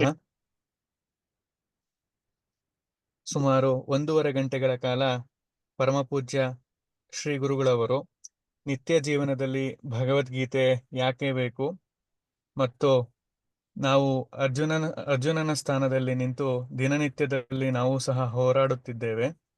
ನಿತ್ಯ ಜೀವನದಲ್ಲಿ ರಾಗದ್ವೇಷಗಳ ಪಾತ್ರ, ಇನ್ನಿತರ ವಿಷಯಗಳನ್ನು ಕುರಿತು ನಮಗೆ ತುಂಬಾ ಸರಳವಾಗಿ, ಸುಂದರವಾಗಿ ಹಾಗೂ ನಮ್ಮಂತಹ ಸಾಮಾನ್ಯರಿಗೂ ಸಹ ಸುಲಭವಾಗಿ ಅರ್ಥವಾಗುವಂತೆ ಒಂದು ಉಪನ್ಯಾಸ ಅನುಗ್ರಹ ಉಪನ್ಯಾಸವನ್ನು ನೀಡಿದ ಪರಮಪೂಜ್ಯ ಶ್ರೀಗಳವರ ಚರಣಾರವಿಂದಗಳಲ್ಲಿ ಭಕ್ತಿಪೂರ್ವಕವಾಗಿ ಸಾಷ್ಟಾಂಗ ನಮಸ್ಕಾರಗಳನ್ನು ಸಮರ್ಪಿಸುತ್ತಿದ್ದೇನೆ. ಗುರುಗಳು ಮತ್ತೆ ಮತ್ತೆ ನಮ್ಮ ಕಾರ್ಯಕ್ರಮಕ್ಕೆ ಬಂದು ಇದೇ ರೀತಿ ಅನುಗ್ರಹ ಮಾಡಬೇಕು ಅಂತ ಸಹ ಪ್ರಾರ್ಥನೆ ಮಾಡ್ತಾ ಇದ್ದೇನೆ. ಮುಂದಿನ ಅವಧಿ 9 ಗಂಟೆಗೆ ಡಾಕ್ಟರ್ ಯೋಗೇಶ್ ಜೋಶಿ ಅವರಿಂದ ಪ್ರಾರಂಭವಾಗಲಿದೆ. ಈ ಮುಂದಿನ ಅವಧಿಗೂ ಸಹ ಎಲ್ಲರೂ ಬರಬೇಕು ಅಂತ ವಿನಂತಿಸಿಕೊಳ್ತೇನೆ. ಹರಿ ಓಂ.